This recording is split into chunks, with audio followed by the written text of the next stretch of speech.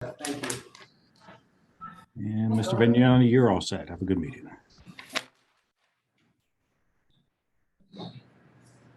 Good evening.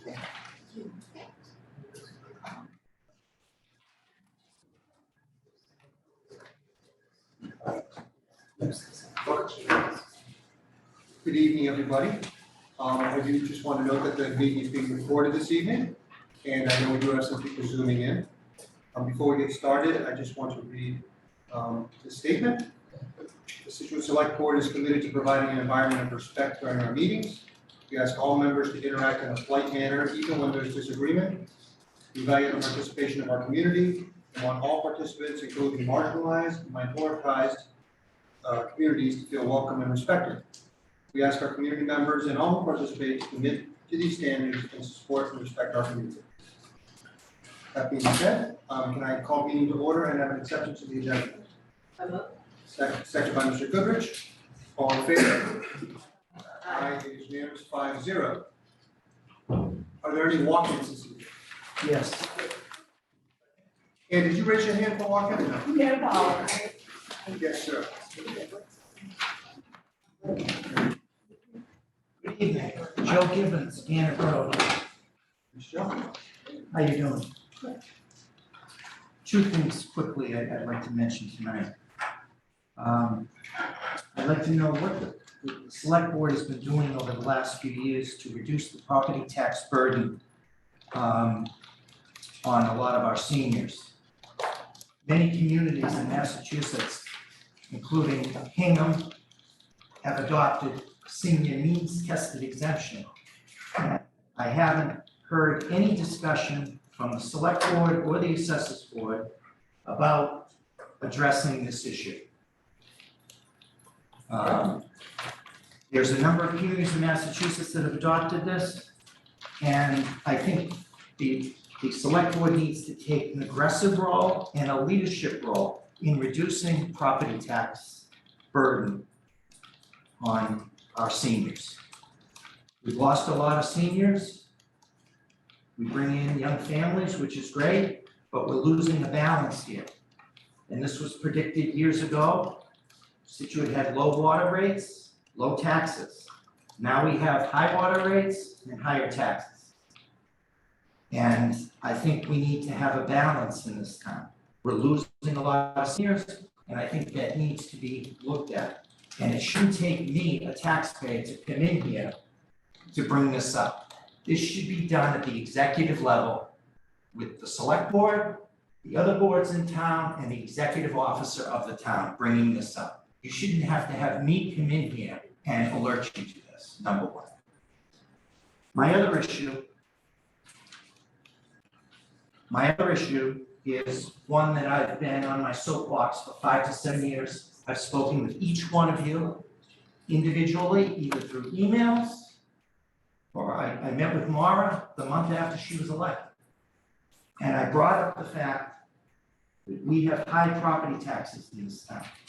And we need to do everything we can to keep property taxes down, and we're not doing it. That building department is undervaluing permits left and right. You are foregoing thousands of dollars every year. I've emailed Mr. Goudreau, I've emailed Mr. Goodrich, I've spoken to Mara Curran the month after she was elected, and I spoke with Karen Conley when I sat with her on the capital planning committee. And I see no leadership coming from this town with regard to that issue. We are foregoing thousands of dollars. I appraise property for a living. I have for 30 years. You can ask the former assessor that no longer works there. You can ask the current assessor. When you look at those building permit values that go on the property record card, I'm ashamed. Building costs $300, $400 a square foot, and those are going out at $100 a square foot. All they need to do is bring in a cost manual, RS Means, Marshall and Swift, and value those permits. And we need to generate that revenue to help to defray property taxes. And I estimate that we're foregoing a minimum of $100,000 a year and I've been on the soapbox for 7 years. That's $700,000, and nobody wants to do anything about it. I'm outraged as a taxpayer. Thank you. Thanks for coming in. Joe, your hat. Any other walk-ins? Seeing none, we will move on to the report of the town administrator. Jim? Thank you, Mr. Chair. Let's start with probably the most immediate. Today is election day. You have a little over an hour to get to the high school to vote. Polls close at 8 o'clock. Important item, if you have mail-in ballots, they must be returned here to the town hall by 8 o'clock, either to the clerk's office or the drop box. Do not bring them to the high school. They come back here. They do not go to the polling place. Water update. Reservoirs at minus 30 inches. Last week we were minus 31.5. Tack Factory ponds at +2.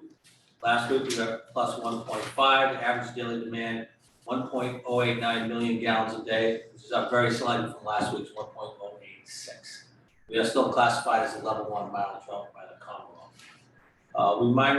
We remind residents, if you have brown water, please let us know. We use those as data points, or maybe we can make repairs, do some flushing in your area. We do have water available if you have brown water. The water department has spent probably over $30,000 giving out water this summer. So I think people just came and got free water, but it's actually for people with brown water. So if you have brown water, you can go to the water department during normal business hours and we will help you out. Just let the board know, we are once again experiencing issues at the water treatment plant, this time around the operation of the sand filter. The sand filter cleaning item is not working correctly, so the plant has been offline.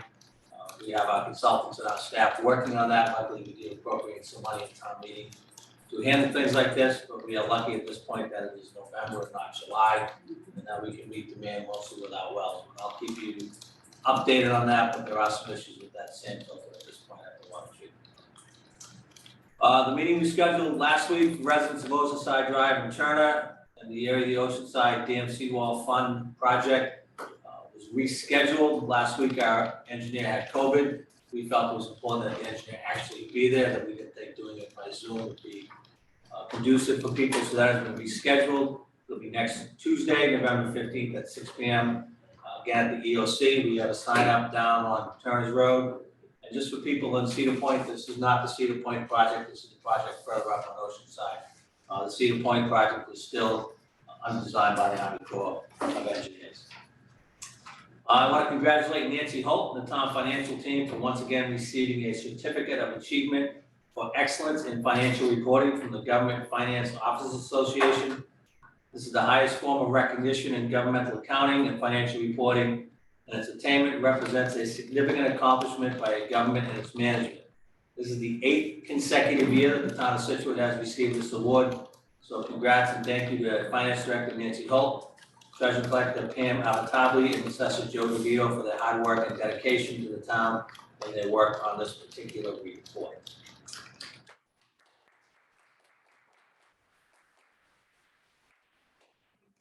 I know people down in the Glades area, the contractor has finished paving Glades and Billy's Causeway. That project is done. We are now waiting for the striping to come in.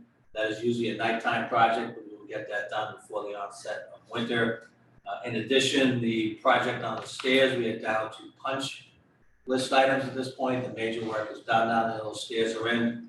They look pretty good. So we'll get the punch list done. Once that is completely done, I'd say probably next week, the one-way traffic will go away and Glades will return to 2 ways for the remainder of the winter. But that was a good project. If you have a chance to get down there, you're gonna go at high tide, because at low tide and high tide, those stairs are underwater. That project should be completed by the end of this week. A reminder, the land room is on the ground. Our design group is now looking at that. We will make a determination probably towards the end of this month, whether that can be repaired or needs to be replaced. We will then communicate that both to the board and the town. Bid documents will go out mid to late January, with a return in February, still with an eye to have this project completed late spring, early summer for next year. We're fairly certain that that's gonna have to be replaced, but until the design group got it on the ground, they're going over with a fine-tooth comb to make that determination. If it's determined it must be replaced, you should have a cost to fix it up, so then we can have a discussion whether the town wants to try to save the old land room and put it someplace else, or whether it's just gonna be too expensive and we won't be able to do that. Veterans Day is Friday, this Friday. There are several ceremonies going on at the Council on Aging. 11 a.m. is the flag ceremony put on by Legion Post 144. That is followed by the Veterans Lunch at 12 o'clock, also at the Senior Center. The Veterans Lunch is reservation only, so please call 617-842-0092 to reserve your spot. That was sold out last year, so I expect another good turnout this year. It's a great event. And then after luncheon, the Scituate Food Pantry will be hosting their salute to service. On the Senior Center patio from 1 to 2:30, dessert, gifts, and music will be provided for veterans by the food pantry. The flag of sea of support, a field of flags on all known living Scituate veterans, will go on display at Scituate Community Christmas on November 10th, and will be there till November 13th. In addition to that, the VA van will be at the Senior Center all day tomorrow, November 9th, to help people with questions on their federal benefits or to sign up for benefits and ask any questions. Coffee and donuts will be available. Last two things, I want to thank all the volunteers and the Scituate Beach Commission and North-South Rivers Watershed Association for the beach grass planting at Peggotty Beach this week. They had approximately 80 volunteers and they planted 10,000 clumps of beach grass in less than 2 hours down at Peggotty. So thank you to them for all their hard work. Hopefully they'll take it for the winter and we'll have some extra protection down there. And finally, as always, we are still looking for plow drivers, so if anybody interested, please contact the DPW. That's what I have for this evening. Thank you, Jim. Any questions for Jim? Yeah, but just a clarification, when you say you're looking for plow drivers, are you looking for people who have pickup trucks with plows on them? Yes, And you're also looking for people who potentially drive the big trucks that We're need looking the for- CDL we're looking licenses? for anything that people have. Pickup trucks, big trucks, medium trucks. Yeah, I mean, anyway, anytime you drive in, if you drive on Route 3 or 95 Mass highways with plow drivers, all the towns around here are looking for plow drivers, so. I just wasn't quite clear myself, so if I'm not clear, then I'm thinking that maybe there are people out there who think they have to have a special license to be able to. It depends on the size of the vehicle that they drive. Thank you. Thinking maybe Kevin? No. She's looking at the rate, she's thinking maybe she'll get it. I am thinking of it. I just have a request, can we get an update, in this next meeting on the wind turbine revenues? Yeah. Thank you. What do you, I mean, what do you want them basically from the shutdown to now, or? Yes, it's our annual town meeting. So Okay, let's take a yeah. look at what the impact is gonna In the same vein of an update, do we have an estimated timeline on the reservoir project? We're now 13 months from when we're supposed to see. Yeah, we had the engineer in last week, so let me get that for you, Andrew. He was in last week going back over that, where we are, where we need to be. Have we submitted that report from last year? That has to be updated now. And then second question, so that'd be great if you got an update on the timeline of what's happening. And then is the fish release, is it open now or is it closed? I believe it's still closed at this point. It's still closed.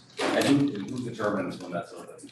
DPW does unless the board will tell them as the water commission's going to put it on. Do we have an agreement on when it should be open and closed? There's an agreement with the North-South River watershed that says if we are not in a total ban, that we should be doing fish releases. We're not, what we get, total ban now? No. So we're not adhering to that agreement? Nope. Thank you. Any other questions? Great. Let's move on to our first topic. Item on the agenda is an update discussion vote the senior center to the Hayes Kelly. We've got a couple of donations. Linda is zooming into our meeting tonight. Hi, Linda. I am. Hi, everybody. Sorry, I'm not there, but thank you for seeing me. I do have a donation that we're looking for your blessing on. Very nice of the Friends. They would like to have a tree planted in honor of one of our very prominent and special volunteers who had passed away. Really, she missed seeing the new senior center by days. So Betty Johnson was her name, a longtime member of the Friends and involved in the senior center. helped start some programs, manage some programs for me. She really did a lot, and her family, when she passed away, of course, had donations rooted to the Friends. So they've been looking for a way to honor her and place something in her memory. So this tree was suggested by Chris Kennedy. So he's been to the site a couple of times.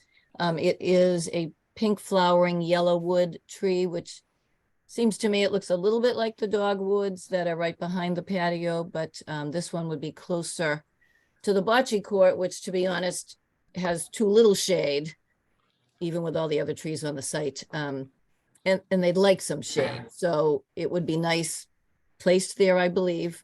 It would lend some shade for that. We have some benches in her honor as well that we use for spectators. And Chris does suggest we get rid of the grass there and either extend the patio with some pavers, or, you know, he could do a couple of other things that are less costly, but the Friends can pay for it. I've talked to Kevin Kelly about it, and he's talked to Mike Breen. I feel that DPW will probably be glad not to have to mow this sort of awkward corner. So if we did get rid of the grass there, it would be really probably a little bit of a benefit to them. So the tree is about a $500 tree. The Friends would pay for the planting, the installation, as well as any of the labor and other work involved beyond that. Thanks, Linda. Any questions for Linda? Karen? No question, but I really want to thank the Friends for, Yep. and Linda, for figuring this out and finding a way to honor Betty, because she really was an integral part to, you know, getting to that point. So it's Oh, a thank lovely you. tribute. Yes, so thank you. much. Anybody else? No, it's a pretty tree, Linda, so. Oh, good. For us. Great, and again, the whole board wants to acknowledge Betty's service and everything she did, and we think it's a great idea. Thank you. That means a lot. Thank you. Can I have a motion? Move that the Scituate Select Board accept a donation of a pink yellow wood tree for installation by Kennedy Country Gardens at the Scituate Senior Center, using funds dedicated from her family in memory of Betty Johnson. With our thanks. Second. Second one, Ms. Canfield, further discussion? Seeing none, all in favor? Aye, it is unanimous. And I think we have another one. The social day program? Yes. So yes, I've been before you before about it, but I've been interested in starting this for some time. Certainly wanted to give the senior center a year to kind of get our bearings, but it is something we are certainly seeing a need for. I apologize for my delay in getting you the program description document and the budget, but the first time I was proposing that we use the donation from the Marie Gillis Trust for, for paying really the salary for the coordinator. But what the budget does show you is that if we're charging $40 a day per person, we're proposing 8 individuals would participate in the 5-hour program, starting 1 day a week, moving to 2 after a few months once we, feel like it's moving along efficiently. It's in keeping. Marshfield does a similar program. They started a year ago only, and that's $40 a day. Duxbury has been doing it for 12 years, and they charge $60 a day, and they're paying salaries out of that, more than one. But I would propose to start with the coordinator that I really has already been not only helping me out in developing some of the programs. She has great experience, but she's met with Bob Clark as well, and he's in agreement. She would be great. So at $40 a day, we can actually cover the proposed expenses, which actually are minimal, and we would start that way. She's got really everything planned for activities, but the idea of lunch, of course, would come out of the fee. So they would be in the dining room with the participants. There may be field trips, there may be entertainment that we have to pay for, and maybe some materials to get started. But I don't foresee a large amount of money being necessary up front. So we'd love to start it right away in January, and maybe because we frankly already know about some. So in terms of our marketing plan, we've got 2 support groups that would already potentially feed us, feed the program. And then we know of others. and would do some outreach as well. And then we'll come up with a brochure and send it to put out some information as well in the newsletter and the newspaper as well. So Linda, are you asking to use some of the donation would actually be using some of the Gillis funds, right? Yes, I believe we would, of course, have to start with borrowing or using some of those funds just to be able to pay the coordinator right away. But as we continue with the $40 a day times 8, as we add another day by potentially March or April, then we'd be able to take that on. The lunch will be paid for. I guess Nancy's talked about just using the program revolving account that we already have, and then the kitchen account for lunches that we put the money into that. And like I said, we really don't have a large startup cost, honestly, outside of the salary. Nancy, what do we have to do to facilitate this? Nothing, Linda, we met and spoke about the program. She can run the program through her existing program revolving, so we don't need any new financial mechanisms for it to work. So it's just supporting the program, is all you. Yep, and she has her gift account to support the salaries Right. until it becomes self-supporting. Questions? Linda, Yes. the selecting of the clients. Yes. What's the process for that? Is there an application? Is it residence? So yes, there'll be an application, absolutely, and a conversation really first, I think a phone conversation potentially, or a conversation with the caregiver, but then a tour would be suggested to bring the client or patron in with their caregiver. And that would be in essence a little bit of an interview for suitability. And we would also like some sort of written documentation from their medical doctor or physician corroborating the diagnosis that it's early stage. And we might know that, of course, so by meeting with them. And then the only other thing, we would like this to be ongoing, because honestly, the less disruption, the better. So Jim and I had talked maybe about making it an 8-week segments, but in terms of just continual paperwork and maybe changing the demographic of the group that often, it just feels that we'll start with ongoing as people become less suitable or lose interest, or for whatever their reasons might be for withdrawing, then we would fill those with what I assume either could be a wait list or others that would be interested. Follow-up is how are you identifying the applicants in the first place? How do people know that it's available? Well, although I have put it in the newsletter, just that it's something we've been working on. I haven't really heard from a lot other than, nicely enough, our transportation coordinator, who you've met and know, Lillian Cruz, is also leading an Alzheimer's support group at the senior center that she volunteers for. So she knows of some. We also have the caregiver support group, general caregiver, but Suzanne also potentially has some interest in that. Otherwise, I have a brochure. I'll send it out to other senior centers, which potentially might know of others. I'll put it in the paper.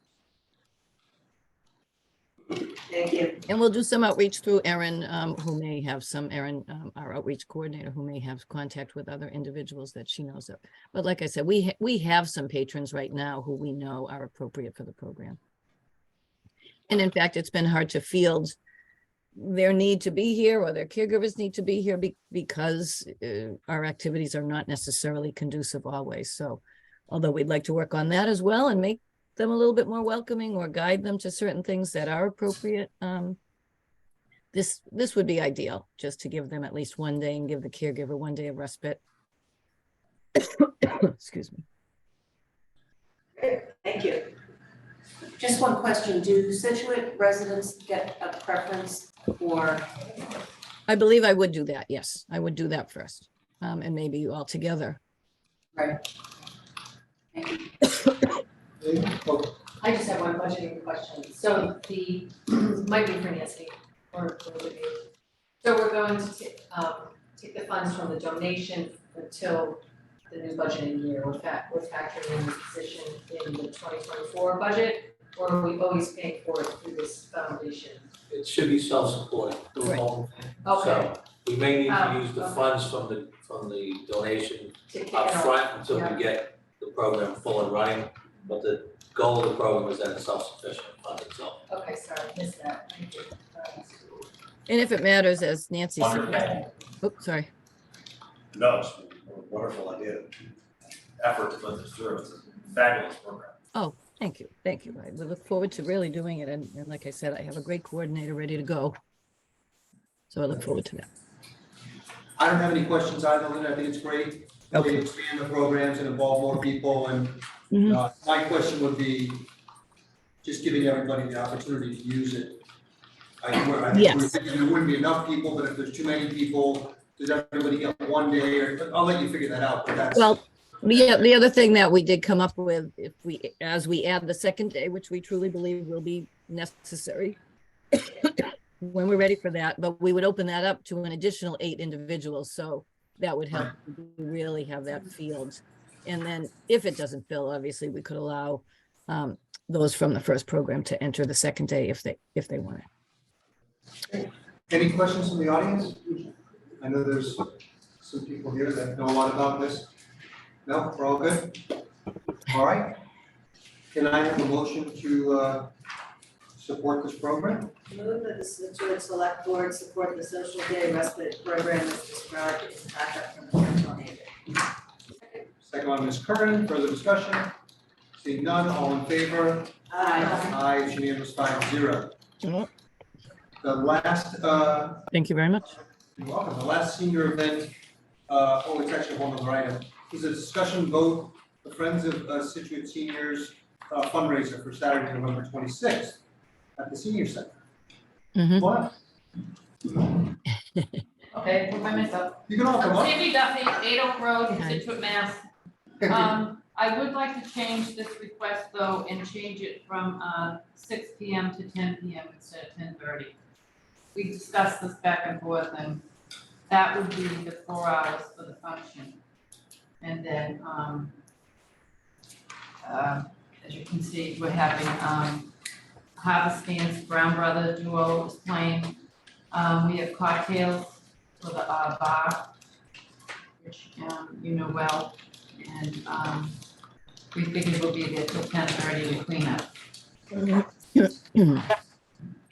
She's talking to you. Probably looking at the pool. So just to Any get that straight, you want to change the hours of the event from 6 to 10 or 6? Yes, 6 to 10. So not 6:30 to, Yeah, yes, please. so 6 to 10, and then you'll clean up after that, I assume? Yep. That'll be the Yes, next so we'll event. be there till 10:30. And again, fundraiser, Yes. cross fundraiser, all the funds are going towards all the senior functionalities that you. Yes. Yes. Great. One second, any questions from the board? How many people did we discuss? We were gonna print 110 tickets. Max. Yes, max, yes. We had a comedy night where we had about 128, 130, but we can't fit that many people and have a dance floor too and a band. So if you didn't go to comedy night, it was really very good. Funny. You missed something. So this will be our first event at, Night, yeah, this is a Saturday night, and couldn't be a more appropriate one, right? yes. This, the Friends of Seniors and for a fundraiser to help seniors, so. Yeah. Perfect for the task here. We are very cognizant of the hours of the event. There are butters that want to make sure that this doesn't turn into a, more of a commercial situation, which I think we all agree with and you do as well. So I think, the hours of the event to allow, usually go till 9, right? And then, so you're asking us to extend that to 10 for this event, Yes, which we said we have the ability to do that, so. And most places in town go much later than 10. Yeah. And it is a Saturday night, I think? yes, Saturday night. Okay, I'll open it up to, yes. Susanna Green, 337 First Park Road. I just wanted to mention that for the building use policy, it was my understanding that if an event ended at 10, that meant everyone was cleared out. They're supposed to prep at 9:30 and stop service, serving alcohol and have everyone out by 10. The people will be out, but for cleanup for us, to clean up the tables and everything else, the workers will be there Yeah, later than that. the premises are supposed Yeah, to be let's- vacated. Just everything will come through me and we'll, Yeah, right, so you're, right, I think the way we wrote it is we have the ability, those are the guidelines that we're trying to stick by, but we have the ability to extend it based on circumstances. But we are very cognizant of the situation there. So the event would end at 10, you'd be cleaning up for the next 15-20 minutes and then Yes. hang up. Great, any questions for the applicant? Laura? Oh, I don't have a question, but I do think our policy says that even though it'll end at 10, the music we need to stop at 9:30. That's how I read it, just so we're all there, like we have, because it's 8:30, but we approve an extension to 9:30 just for the music, but everyone doesn't need to be cleared out till 10. Just pointing out what we agreed on. That's what we agreed to.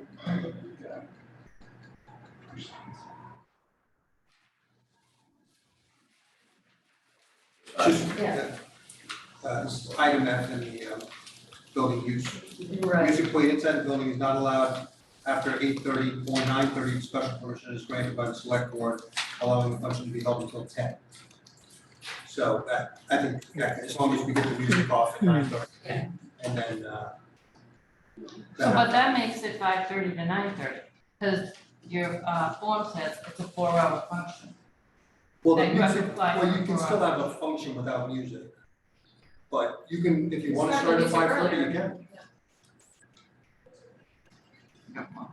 can.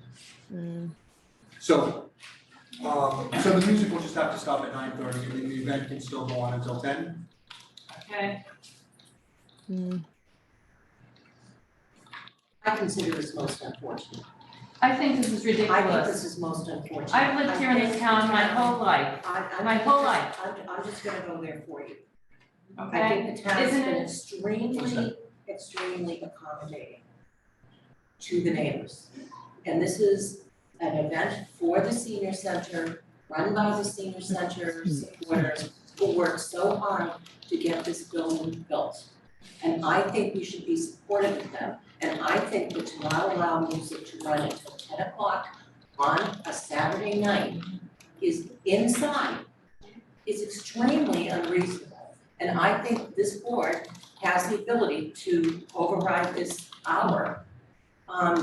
So I'm not happy that this has become an issue. This We're is a not- one-time request. We're not having weddings there, we're not having showers there, we're trying to get everyone to go to commercial establishments or to the Marine Center. But, you know, we now have the golf course, but this is for the senior center, by the senior center. Isn't I music don't- supposed to be one over second. by 11 o'clock at One night? second, though.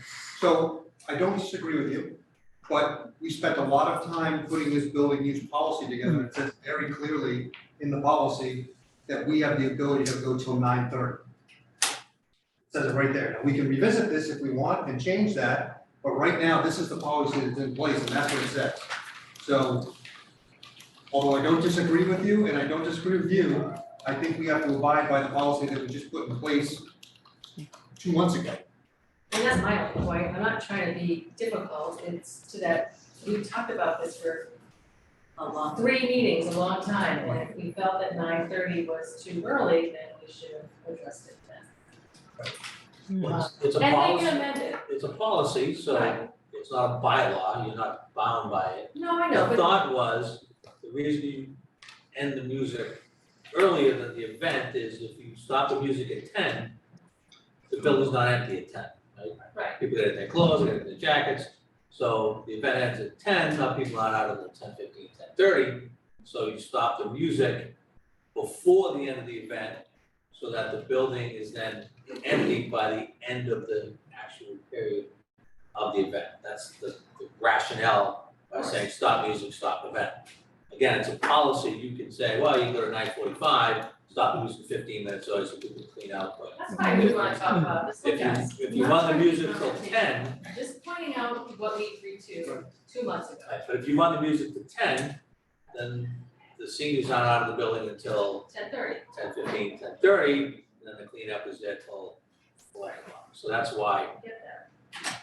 that was what I would, again, it's a policy, it's not a bylaw, you have the ability to approve whatever it is you'd like to approve.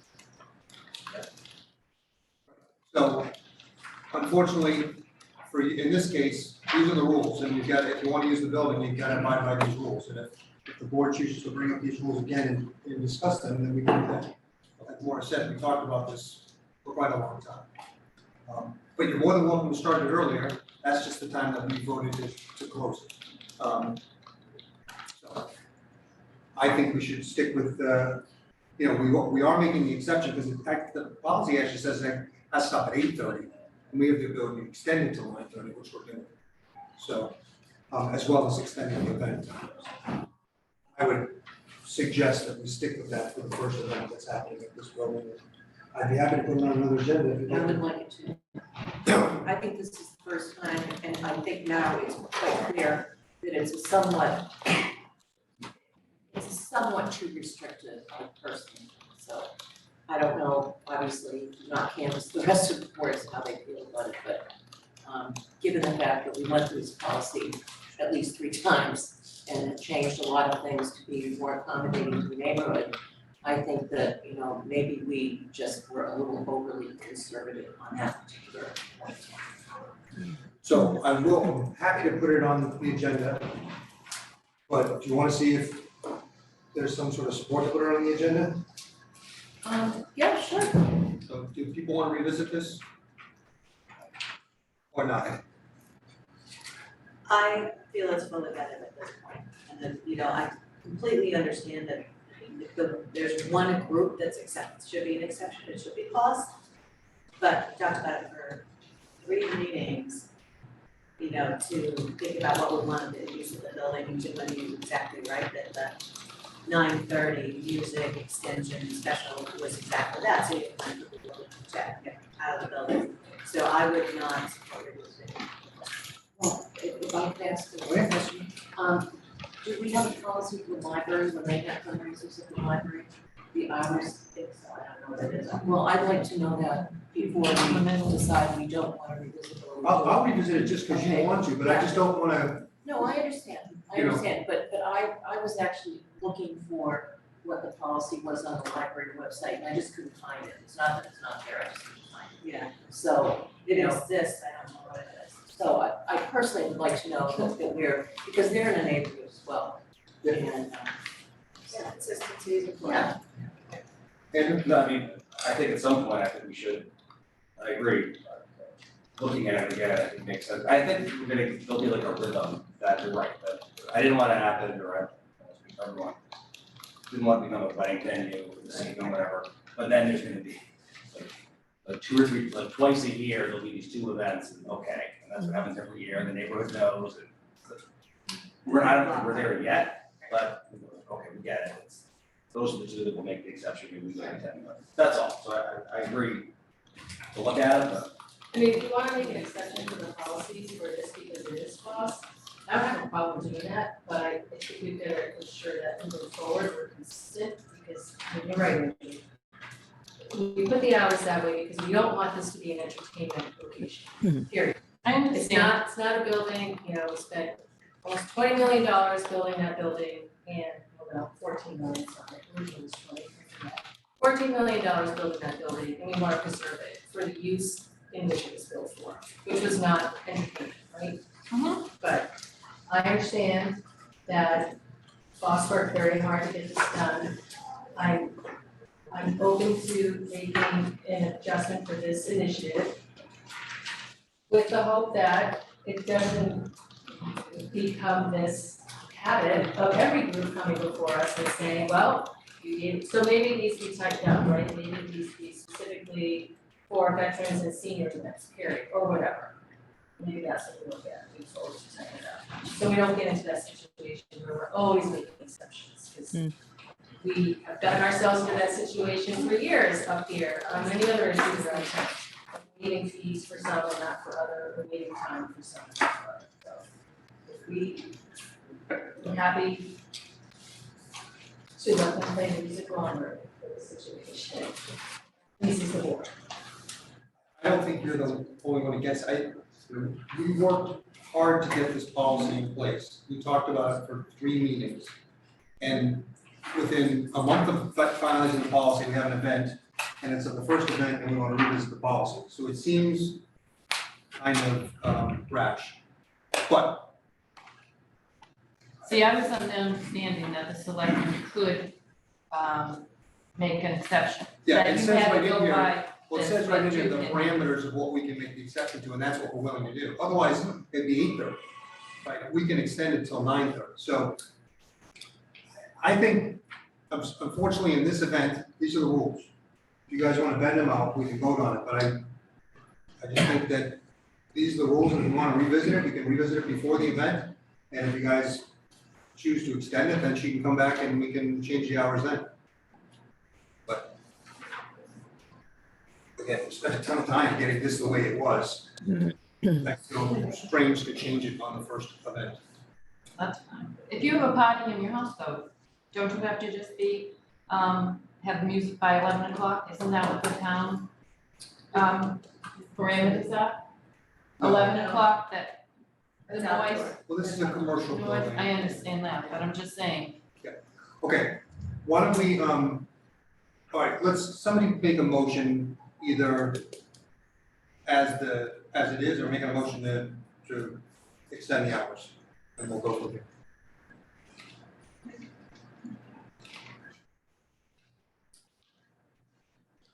I'll just, I'll just, Go ahead. I'll make a motion, to extend the special entertainment permit to 9:45 p.m. Let's compromise here, give it 15 extra minutes, in accordance to 9:45 p.m., to have inside entertainment, I don't know what else to want to say. Yeah, you got everything? Consider on Saturday, November 26th, 2022, for Friends of Scituate Seniors Harvest Dance from 6 p.m. to 10 p.m. And just, with music, Yeah. but the music is 9:45. not 45. with music ending at 9:45 p.m. do I have a second for that? Second. Second by Ms. Conley, further discussion? Yes, ma'am? Yeah, I just wanna state, I mean, this is a residential neighborhood. It has never had anything like this in the area. And you're introducing a lot of events that keep happening constantly, outdoor events, indoor events. So I thought that when this building policy was written, we would have at least some say in what went on next door, because everyone in our neighborhood goes to bed early, we don't stay up late, we don't have big parties, so when things happen late at night, it does affect us, our bedrooms are right there. Granted, maybe the windows aren't always open, but that, people in the parking lot, the talking, the door slamming, the car alarms, we hear it all, so, that is why we asked to have a little bit of consideration for us with the lateness of events, as most things are supposed to be done by 9, and anything past that is an extension to the planning board policy that was written.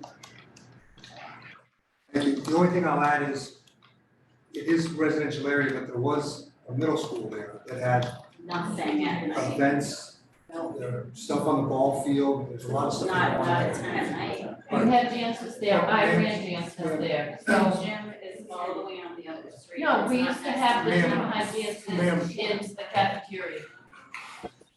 So we have a motion, we have a second. Yeah. I lived there. All in favor of the motion, say aye. Aye. All opposed? Aye. Aye. What were you, no? No, So, which one? I was yes. Are you Favor opposed or or opposed?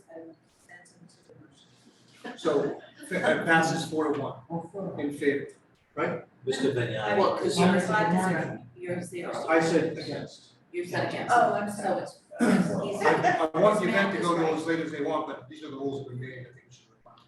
So 4-1, it passes in favor of that. Thank you for coming in. Have a good event. Yes. Thanks again, everybody. Thank you, Linda. So last, we can wrap this thing up. We want to put reconsidering these things on the agenda in the future. I'd like to know what the library is. And Okay. once we know that. So once we do that, then you can go back. Consistent, yeah. So I'll, Michelle, can you put a note to find out what the libraries, all the towns are? Yeah. Thank you. And before we let our local firefighters come up here and talk about an item, Jim, I just meant to mention before, the walk-in person that came in, can you please add get a list of the senior things that we've done so far? I know we've done a number of them that help senior programs. And second, can you just have Joe address the valuation of the permit stuff?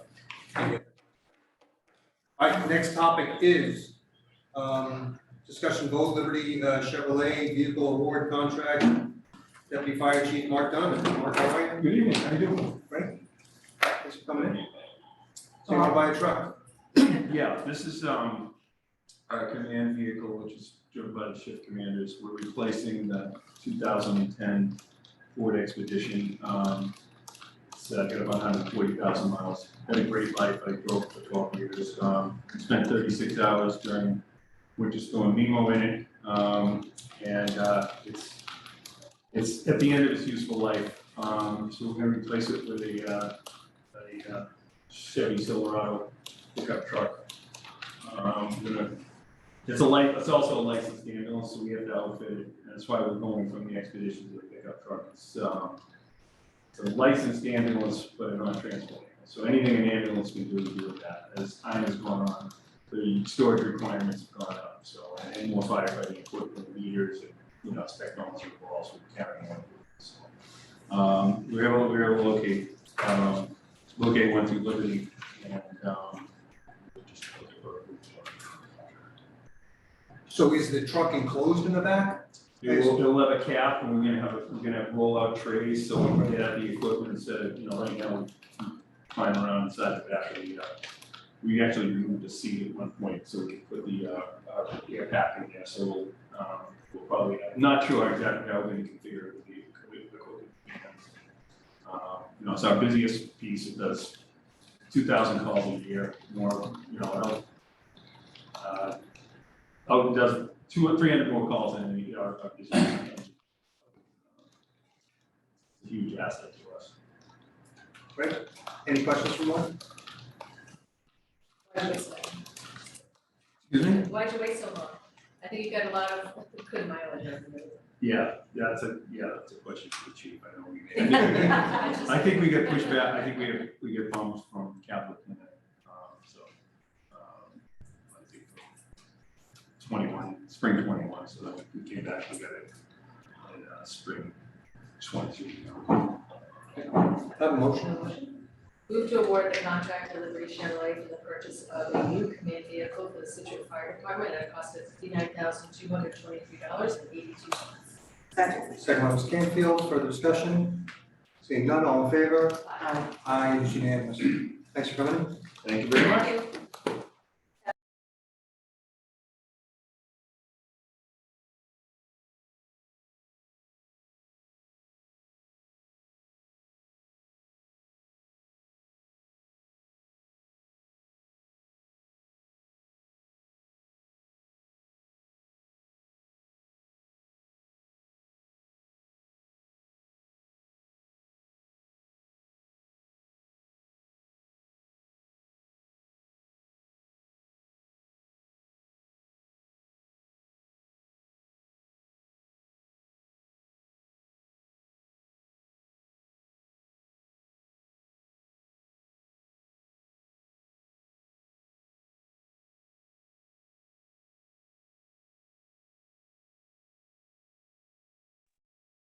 Mr. Vignani, I'm so sorry. Can someone please push the unmute button on the screen there? Our tablet just went off. Just click that real quick. Fantastic. Thank you so much. Button started over. Thank you, Wizard. Okay, I'll start over my little spiel. Yes, I think you missed. On October 26th, the town received competitive bids for bond and note underwriters for a $8,240,000 20-year general obligation bond. The town received 4 bids. The winning bidder was Fidelity Capital Management at a net true interest cost of 3.96%. So we haven't seen those rates in a while, but it costs money to borrow, just like people want me to get rates on keeping our money. It's a wash, pretty much. But we are lucky we did it then, because since then the rates have gone even higher. So the original bond principal was reduced by $298,357 of the premium we received. So the rest of the premium will go to cover the issuance costs of the bond. The financial team, Jim, Nancy, myself, and Hilltop Securities met with Standard & Poor's for a bond rating. We were affirmed as AAA+. We kept the rating, so that's a good thing. I think there was some positive there that maybe the next time we could try for the AAA. That's still on our agenda. It was definitely a positive reaction and Great. happy So to- we're double A+ right now. Yeah, So 20-year bond, like you said, just under 4%. We used to get them for, they gave us money. So the times are changing. Just a couple of the big ticket items that are on there, the land acquisition, we're putting the water treatment plant. There's a gravity system on Cedar Point, it's in there for $2 million. And then part of the senior center, about $1 million in there as well. Any questions for Pam? Nope. Seeing none, can I have a motion? so there's a Yeah, vote, I got it. to be read, sorry. Nope, it's okay. Move to approve the sale of general obligation notes for $8,240,000. Second. For discussion, seeing none, all in favor? Aye. Aye, it's unanimous, and you want to read that? I will read. I, the clerk of the select board of the town of Scituate, Massachusetts, certify that at a meeting of the board held November 8, 2022, of which meeting all members of the board were duly notified and at which a quorum was present, the following votes were unanimously passed, all of which appear upon the official record of the board in my custody.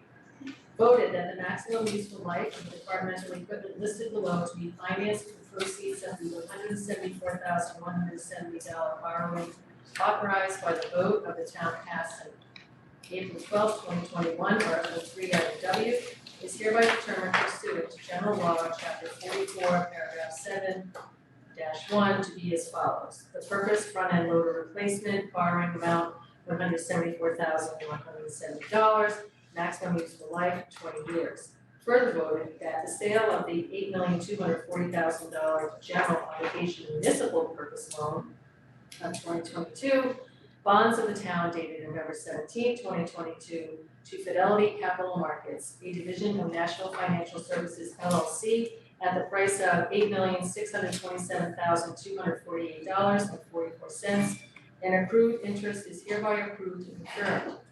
The bonds shall be payable on December 1st of the years and in the principal amounts to bear interest at the respective rates as reflected in the table below from year 2023 throughout 2042. Further voted that in connection with the marketing and sale of the bonds, the preparation and distribution of a notice of sale and preliminary official statement dated October 11, 2022, and a final official statement dated October 26, 2022, each in such form as may be approved by the town treasurer, be and hereby are ratified, confirmed, approved, and adopted. Further voted that the bonds shall be subject to redemption at the option of the town upon such terms and conditions as are set forth in the official statement. Further voted that the town treasurer and the select board be and hereby are authorized to execute and deliver a continuing disclosure undertaking in compliance with SEC Rule 15C2-12 in such form as may be approved by bond counsel to the town, which undertaking shall be incorporated by reference in the boards for the benefit of the holders of the bonds from time to time. Further voted that we authorize and direct the town treasurer to establish post-issuance federal tax compliance procedures and continuing disclosure procedures in such forms as the town treasurer and bond counsel deem sufficient, or if such procedures are currently in place, to review and update said procedures in order to monitor and maintain the tax exempt status of the bonds and to comply with relevant securities laws. Further voted that any certificates or documents relating to the bonds collectively deemed as the documents may be executed in several counterparts, each of which shall be regarded as an original and all of which shall constitute one and the same document. Delivery of an executed counterpart of the signature page to a document by electronic mail in a PDF file or by other electronic transmission shall be as effective as delivery of a manually executed counterpart signature page to such document, and electronic signatures of any of the documents shall be deemed original signatures for the purposes of the documents in all matters relating thereto, having the same legal effect as original signatures. Further voted that each member of the select board, the town clerk, and the town treasurer be and hereby are authorized to take any and all such actions and execute and deliver such certificates, receipts, or other documents as may be determined by them or any of them to be necessary or convenient to carry into effect the provisions of the foregoing votes. I further certify that the agenda for the meeting, a copy of which is attached hereto, was posted on the bulletin board of the town at least 24 hours before the meeting in compliance with section 7-11 of the town charter. And I further certify that the votes were taken at a meeting open to the public, that no vote was taken by secret ballot, that a notice stating the place, date, time, and agenda for the meeting, which agenda included the adoption of the above votes, was filed with the town clerk, and a copy thereof posted in a manner conspicuously visible to the public at all hours in or on the municipal building that the office of the town clerk is located, or if applicable, in accordance with an alternative method of notice prescribed or approved by the Attorney General as set forth in 940 CMR 29.032-B, at least 48 hours, not including Saturdays, Sundays, and legal holidays prior to the time of the meeting, or being so posted at the time of the meeting, that no deliberations or decision in connection with the sale of the bonds were taken in executive session, all in accordance with General Law, Chapter 30A, paragraphs 18 through 25, as amended. Signed, the clerk of the select board. Thank you, Maura. Thank you. One of the duties of the sheriff clerk is to read this stuff. How many more of those? It's basically visible. So just be aware that there's lots of documents that need your signature after the meeting today, because I need to send them out in the morning. Okay. So Thank just, you. just before, the one project you don't see on there is the golf course. We're gonna run that for another ban. Ian's just killing it down there, so our thought is we'll ban it and see if we can get it paid off as opposed to the whole year. First quarter was almost $100,000 better than last year, and last year was our second best year ever, so. I think Ian's running things, and I think the new restaurant is just right now, this weekend the place was just jammed, so. We're gonna roll those bonds and then try to get them paid off on everything. Great, thank you, Pam. All right. Have a good night. Next item on the agenda is a discussion vote on a contract to Safe Boat Incorporated. Good evening. Chief, how are you? Doing well, thank you. Yes, Officer McCauley to join me, just in case you come up with any unbelievably technical questions. Well, I sent those, I was hoping that you would have them, so. So thank you, and this is, Ms. Carter, this is a much shorter executive action too, so just in case. So this is for the purchase of a 33-foot safe boat. We were fortunate enough to receive the port security grant several months ago, and went to town meeting and we got the difference for our cost match. So the funding is in place for this. This is off the GSA contract. This is to replace ultimately the 25-foot safe boat that we purchased back in 2019. That was surplus from the Coast Guard. As a forfeiture funds to do it. But we knew kind of as this program has developed along the way that ultimately we were building a program that we needed to get to a place that we have really, what in this case will be the correct, I think, response platform for us and what we need to do with the town. So Officer McCauley has really kind of spearheaded putting together what will ultimately be, I think, a pretty fantastic package for us.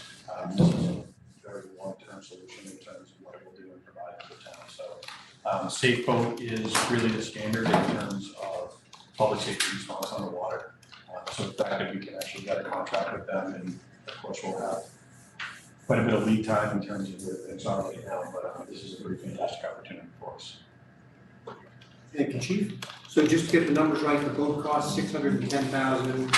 We got a grant for $450-ish, and we have to pay the $150,000 difference. Correct. So we're at a 610 not to exceed. The price is going to actually be a bit more than that. We'll be doing over the value engineering and working on a couple of things. But with what we have, we want to make sure that we can get the purchase done. There's going to be a little bit of difference because of cost escalations happen even beyond what was built in. But we've had some conversation with the Mitzi, and we'll go back to our asset forfeiture, potentially looking at any other grant funding that we can do to make that difference. So we feel good about where we're at. Great. And Ken was going to ask you, what do you do for the old boat? So the old boat, we'll be working with Nancy on surplus. That was kind of the deal on this right from the beginning. So this has worked out really well because we'll have an operational period. We can continue to run that boat while this boat is being built. Safe has told us that we'll have a start date of July to start the build.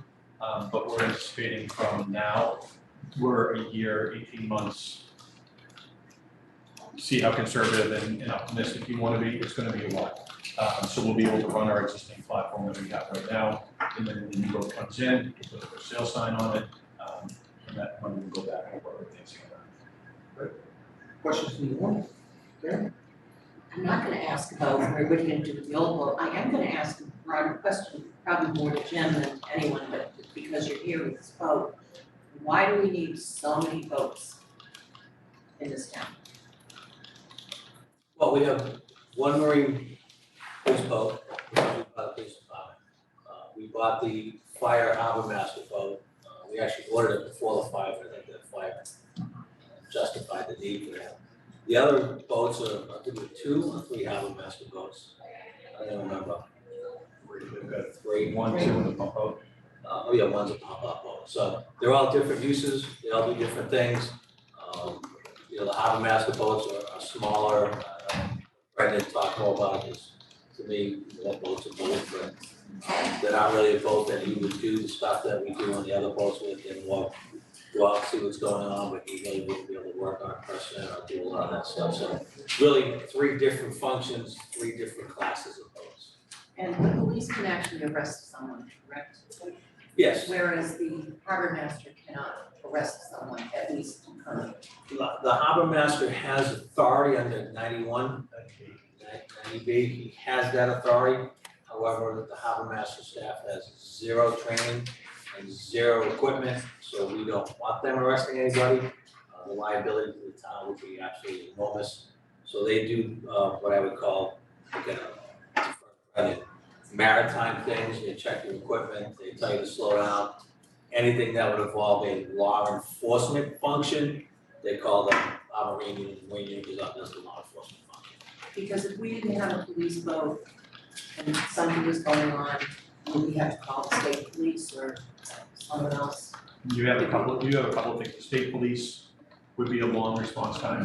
You'd be relying on mutually. Well, I'm just asking the questions that, Yeah. you know, they're out there, people do this, go to Coxwell The Park. Coast Guard Why do can we need so many help. boats? Coast Guard, yeah. Or you would do what a lot of towns do, where their harbor masters actually are special police officers that have all the same training, and they come on. So Marshfield, the harbor master's office comes under the police department. So, when you see this hybrid model where the harbor masters are not under the police department, that you usually see in the region of the police department. And that's perhaps it's staffing one now. Hingham has their own marine unit.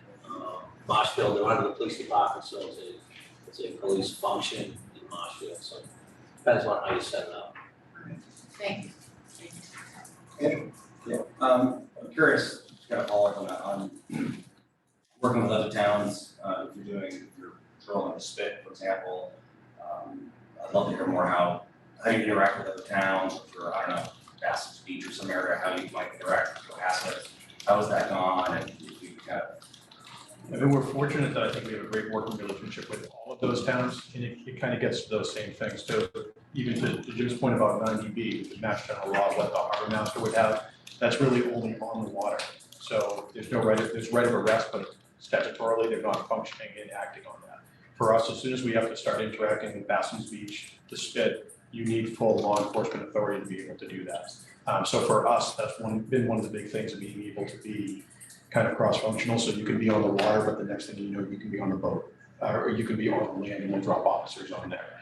Marshfield comes under the police department, so they may have officers who are full-time officers who can go out there, but also they might be running a boat that's simply just under the harbor master and they have no law enforcement authority, so same thing. So they're reliant on calling ahead to somebody and having us come out. Cohasset is kind of in the same model with us, hybrid model. They'll have a police boat that's out there and people will be on that will be full law enforcement, so they can act in that compliant capacity to be able to beach the boat and get on the baskets if they need to.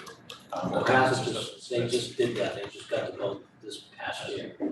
So, one of the things we did when I got here is we made sure that our Marine unit and Marshfield and the Harbor Master and the Coast Guard all communicate, because I don't want Scituate Marine, Marshfield Marine, Coast Guard and Harbor Master all to spit. So they communicate when they go out and say, hey, where are you gonna be? I'll be here if you're gonna be there, to make sure that we force multiply. And once Cohasset gets their Marine unit up and running, we'll start having the same conversation. Yes, personal, work a lot of moving parts.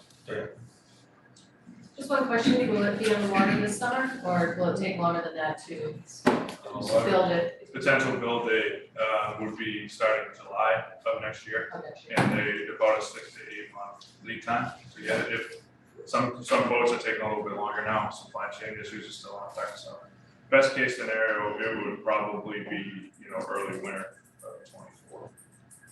So hopefully summer of 24 if all goes well. Unless someone bails on a boat, and someone orders a boat, then they cancel it, and they say, hey, we gotta. Oh, and it moves up on Then the, we can move on to the next boat. Did you have it? Great, just one quick question, what is this boat, what's the specialty of this boat? Is this completely for police action and, No, or is it safety, what is the functionality? So I think that the boat that we have now was a boat used by the Coast Guard just for a patrol boat. It had great patrol function, but it had limited ability when it came to like a medical role or even an extended duration case. It wasn't made to be out there. That's what we used. It also had a lot of weather parameter issues that we definitely had multiple cases where we went out and exceeded the operational parameters probably of that boat. So this platform would be a better suited platform for the heavier weather. I mean, this week alone, we have some bigger seas out there that it would be extremely challenging to go on the current platform that we have and operate. So this boat, being a little bit bigger, will allow us to get into heavier weather. We had some incident last winter with the sinking of the fishing boat off of Humrock, where we recovered a person out of the water, and we had really no deck space to work on that person, and there was no cabin space to work on that person. So this boat would give us a larger deck space. So if it was a medical emergency, the deputy chief was actually asking us in the hallway if it would fit a backboard, because our current boat will not fit a backboard across the cockpit. This boat would. So where it would be a patrol-based platform, it would still give you that capability of utilizing it in a medical situation. In the space in the cabin being larger, you could accommodate more equipment for a longer duration case too. Also looking at some additions in the bow of the boat that actually will fold down. So if we pulled up on a spit, we'd be able to fold the bow down and get off, whether that's for a law enforcement action or a medical action, things like that. So we're looking at trying to do what we can with this platform to fit all those different roles. Because just because it says police on the side, you could be doing a medical type evac in conjunction with the fire department, or you could be doing a search and rescue case with the environmental police or the Coast Guard. So it really needs to be built out for whatever you run into out there. And where we spoke about the cross training, we do a lot of that. And you make your second boat out, maybe a fire boat and not another police boat. So we do a lot of that joint training, so the boat has to be built that way. So both medical and, I guess, safety issues, both, Yeah, this is the boat that's gonna get there first in the bad weather.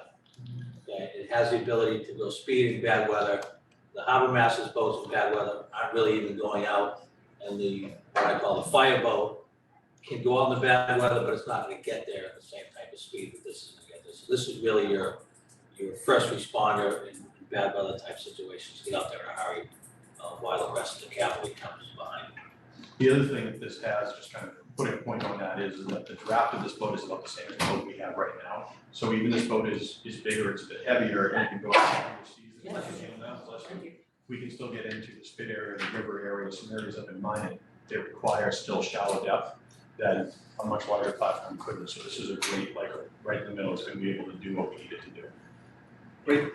Any questions from the audience? That's one more question. Yeah. How much larger is this than the existing? The existing is 25, this is 33. It's a big leap. If you've been on the other. A motion? Move to award the contract of, never mind, move to award a contract to Safe Boat International for the purchase of a 33-foot safe boat and associated equipment not to exceed $610,055.46. Second by Mr. Goodrich. Nancy, do we know of anyone here that grant is gonna go towards that or not? Because we just said we're buying at the purchase price. The grant is specific for the purchase of the safe boat, so we can't spend anything else. Further questions? See none, all in favor? Aye. Aye, it's unanimous, 5-0. Thank you very Thanks much. for coming in. Appreciate you. Thank you. Thank you. See you. The next topic on the agenda is discussion vote on a proposal for Indigenous People Day. Tom Secor, who's the chair of the Diversity, Equity, and Inclusion Committee. Brought back up. Come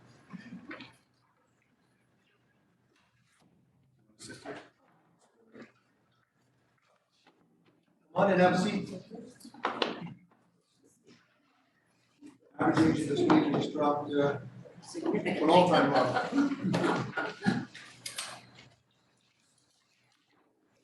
Tom, just introduce yourself and your friends. Okay, Tom Secor, 14 Beacon Road, Chair of the Scituate Diversity and Inclusion Committee.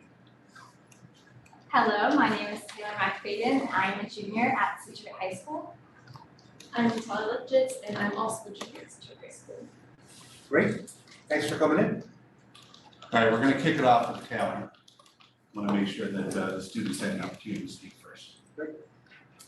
So hello again, my name is Taylor McFadden, and I am representing one of the 100 Scituate High School students who signed the petition to celebrate Indigenous Peoples Day and not Columbus Day on the second Monday of October.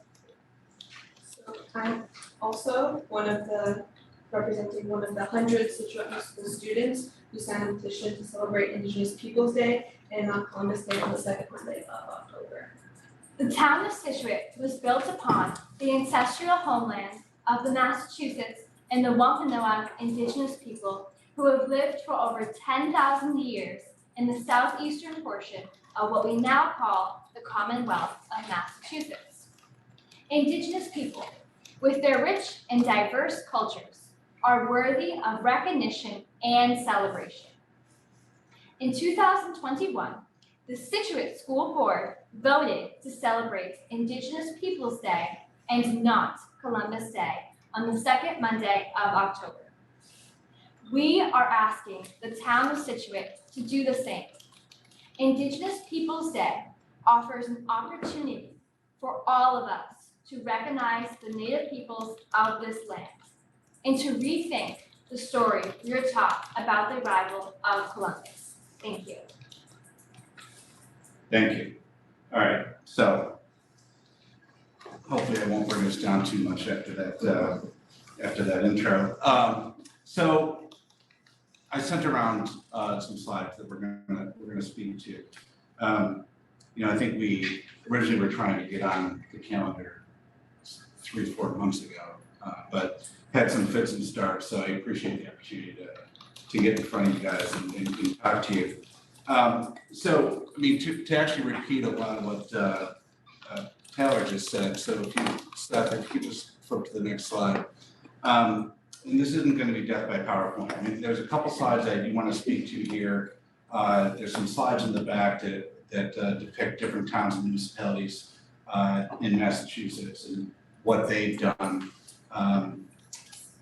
replacing Columbus Day with Indigenous Peoples' Day and how they went about it, whether it was a resolution from a select board or whether it was a town vote. Okay, it kind of depends on your form of government, obviously, but we are looking to commemorate the second Monday in October of each year as Indigenous Peoples' Day on all Scituate town calendars. So how have we gotten to this point?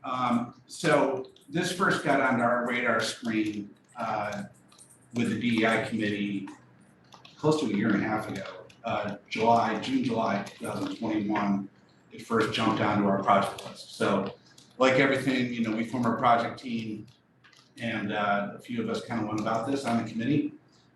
Started talking to other town members, Scituate Stride, the school committee, the students, other community organizations to, you know, kind of go through, curate information. How did we want to go about this? Did it frankly merit our attention as a committee? We found that it did, and here we are. So, okay. So why now? And again, I'm not going to go and read this, you know, word for word. I mean, the students touched on it. Scituate itself, frankly, like Massachusetts was built upon the ancestral homeland of the Massachusetts and Wampanoag Indigenous peoples. That's an indisputable fact. What I want to kind of get across in this as well is that this isn't a recent movement. Okay, this isn't. You know, I know in this day and times we talk about cancel culture and these types of things. That's not what this is about. This first, if you research this, in 1977, it's right here. It was first proposed at a Geneva, in Geneva, to the United Nations, in a conference on discrimination against Indigenous populations. There are bills sponsored right now at the state level to celebrate Indigenous Peoples' Day. Okay, so there's links in the deck that you received that talk about the Senate bill and the House bill. They have been favorably received. They did not get to a vote in the last session. It's been tabled until 2023. But based on our discussions, that is going to get re-upped and hopefully get some attention. As the students mentioned, the school committee did elect to replace Columbus Day on the school calendars unanimously in May of 2021. The second to last, I think, slides, I didn't number these, but two of the last slides I just touched on. More than 20 towns and municipalities currently celebrate Indigenous Peoples' Day. Now, in addition to that, there's a lengthy list. There are 12 states right now that celebrate Columbus Day. I'm sorry, that don't celebrate Columbus Day, and they've replaced the second Monday in October with Indigenous Peoples' Day. Other cities include Seattle, Los Angeles, Boston, San Francisco, Denver, Phoenix, Atlanta, Philadelphia, and I just found out today, in 2018, the city of Columbus, Ohio, which I thought was interesting. So that was in 2018, they stopped celebrating Columbus Day. The city council president at the time, Shannon Hardin, was quoted as saying, "It's impossible to think about a more just future without recognizing these original sins of our past." So that was from Columbus, Ohio. So if we can go to the background slide. Thanks, Seth. Okay, again, a lot of words here, all right? Couple points I wanna kind of bring home a little bit.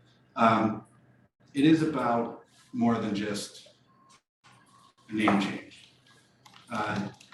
It's a way to correct false histories and honor Indigenous peoples.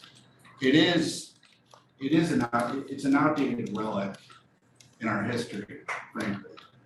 I think that point is equivocal. I mean, it's not to say that he doesn't have, that Columbus doesn't have a place in history as a mariner and so forth, but it really wasn't until the late 1800s or the mid 1800s that he was elevated to this American symbol of discovery or whatever else. And it's highly fictionalized.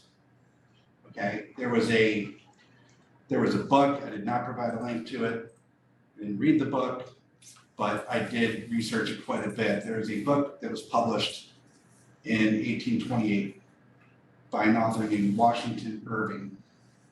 It was called A History of the Life and Voyages of Christopher Columbus, and that is what a lot of the Columbus myth is based on. It was fiction. It was historical fiction. And anyone can Google this, and I think they'll find out the same thing. I mean, Columbus never set foot in the United States. Okay, so bit of an eye opener, all right? And now that's before we even get into the last couple of paragraphs, or at least the third bullet, which, again, I'm not going to go through all aspects of this, but it's been highly documented by scholars in what I consider to be fact-based, unbiased research. There are links to some articles in the back of this as well. I tried to be careful, and I don't want, when I say I mean we, right? So the committee worked on this. And I mean, the articles that we selected are from the History Channel, National Geographic, NPR, Bloomberg, and so forth. So I, again, was careful, fact-based, unbiased research, but you know, it doesn't take long to do a little of your own research and see how closely associated Columbus was with the initiation of the transatlantic slave trade. He was responsible for brutality, tyranny. By any estimate, the lands that he first, quote unquote, discovered had populations in the hundreds of thousands up to 1 million. And in 5 to 10 years after he first arrived, that population went down into the hundreds. Okay, and I've seen this time and time again. I mean, my own personal journey, I learned the same as probably a lot of people in this room of my age. You know, Columbus, 1492, sailed the ocean blue, so on and so forth.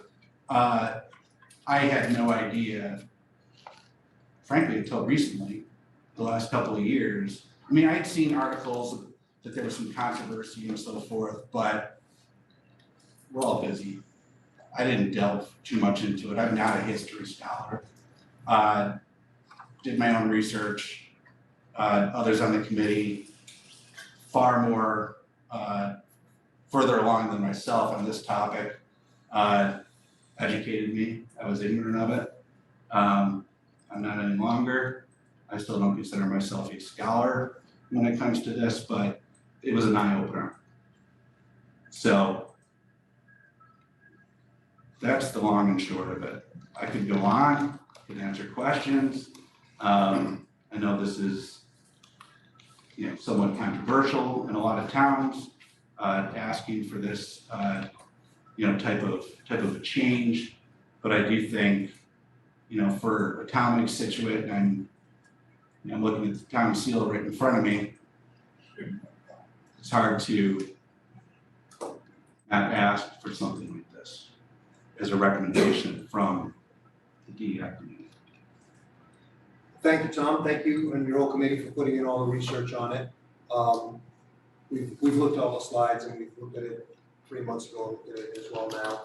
And, you know, you as the chair of the DEI committee, part of your role is to come back to our board and say, hey, here's some stuff that's on, you guys, how do you guys agree with it, do you want to move forward with it, and all that. So this is exactly the task that you guys are set out to do, so. I'll open up the board for comments and questions and then see where we end up. Who wants to start off? I have a couple of just general questions for understanding before we have a discussion. Sure. I don't know if you know this, but I, just for clarification, because yes, thank you for doing all the homework, because it's exactly what you pointed out. That's what we asked you to do, because we all have, you know, lots to do, so I appreciate the deep dive. I was curious, you mentioned the 1977 bill to that the UN, whatever their council has looked at this. Was that to look at to my mind, there's kind of two things. It was international. Removing Columbus Day as a honorific day and creating Indigenous People Day as a new honor. Was the 1977, was it a replace situation, or was it solely to look at honoring Indigenous people? Do you know that? I don't know that. I don't believe it was replacing, it was United Nations. Right. Other countries have gone through the same reckoning, because it's not just the United States that has Columbus statues, and various towns and municipalities named after Columbus. Okay. And then for the students, I was wondering, you referenced the petition, 100 students. Was that prior to the school committee making their vote, or has that happened since then? This has happened as recent as September. Okay, so they voted last year, and then you initiated this petition to make this a town-wide thing. Okay. And those are my general questions, and I'll go to my comments for this other question. Andrew? Again, thank you for all the homework and doing what you can. I was in the backup, there was some reference that some Italian Americans had possibly some issues. Have you been able, maybe you have or haven't, have you been able to reach out to any of those folks in our community or communities, kind of get their feedback, or the local Knights of Columbus? See what their thoughts would be, or? Not the Knights of Columbus. We did meet with Nicole Brandolini, the chair of the school committee, who is, I believe, a member of Italian Americans for Indigenous Peoples Day. I don't want to call her out. I don't think she's here, and she's behind me. But I have been in contact with her. I have not been in contact with the Knights of Columbus.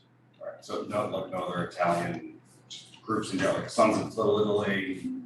I'm just curious, we do a playground, we talk to the abutters, we do a sidewalk, we talk to folks that may have an issue or problem. I just want to make sure that all voices are heard. I want to make sure that I have not reached out to you. you've not reached out to some of those groups. Right. So this is essentially the first time this has gone really public to the rest of the town, other than the fact that you were on our agenda and we put it off. Does this have any practical impact, Jim? In terms of the holiday, it's still a state holiday, it's Columbus Day. So. And our employees still get it off and whatever so this is an educational campaign, I assume? It would be an And it's a educational very- campaign, and it would be a changing of the name on the town calendar. But in terms of, it's not an additional day off or anything of that nature. Right. Right. Well, thank you for all the work. I mean, Sure. I've read it a few times and I appreciate it. Yeah, and I'm perfectly aware that when Columbus Day first became a thing officially, I think in 1934 under FDR, the Knights of Columbus was heavily involved from the lobbying perspective, right? I'm not trying to pick a fight with the Knights of Columbus.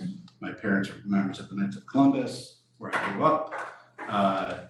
There's nothing to do with that. So I'd be happy to talk to them. Yeah, there's a fascinating history, and I don't know what it was actually Benjamin Harrison before. There's it actually comes out of the major hate crime in New Orleans, and the largest hate crime, largest lynching. Sure. And why Italian Americans used to put. They should have picked a It different was guy. It was Columbus Hall. It was Columbus Hall because they didn't want that hall to be burned down or have sticks thrown at. And so there's a lot of family members who, of the heritage would say, hey, this is what kind of, because back then they were not seen. There's a lot of hatred against Catholics and against Irish and Italians. And again, I think we were remiss as a group without at least engaging some of those communities to see how they feel before it's kind of moving forward. So, thank you. To all of you too for coming forward and, letting us know how the youth feel about this as well. A couple things. I think the DEI committee's charge is to do exactly that, to bring forth initiatives for us to evaluate for a more equitable and inclusionary practice. If we want to hear from the Knights of Columbus, then we should bring them in before we proclaim any proclamation. If that's what you would like to do, I think that's our job, right? Is to bring that group in.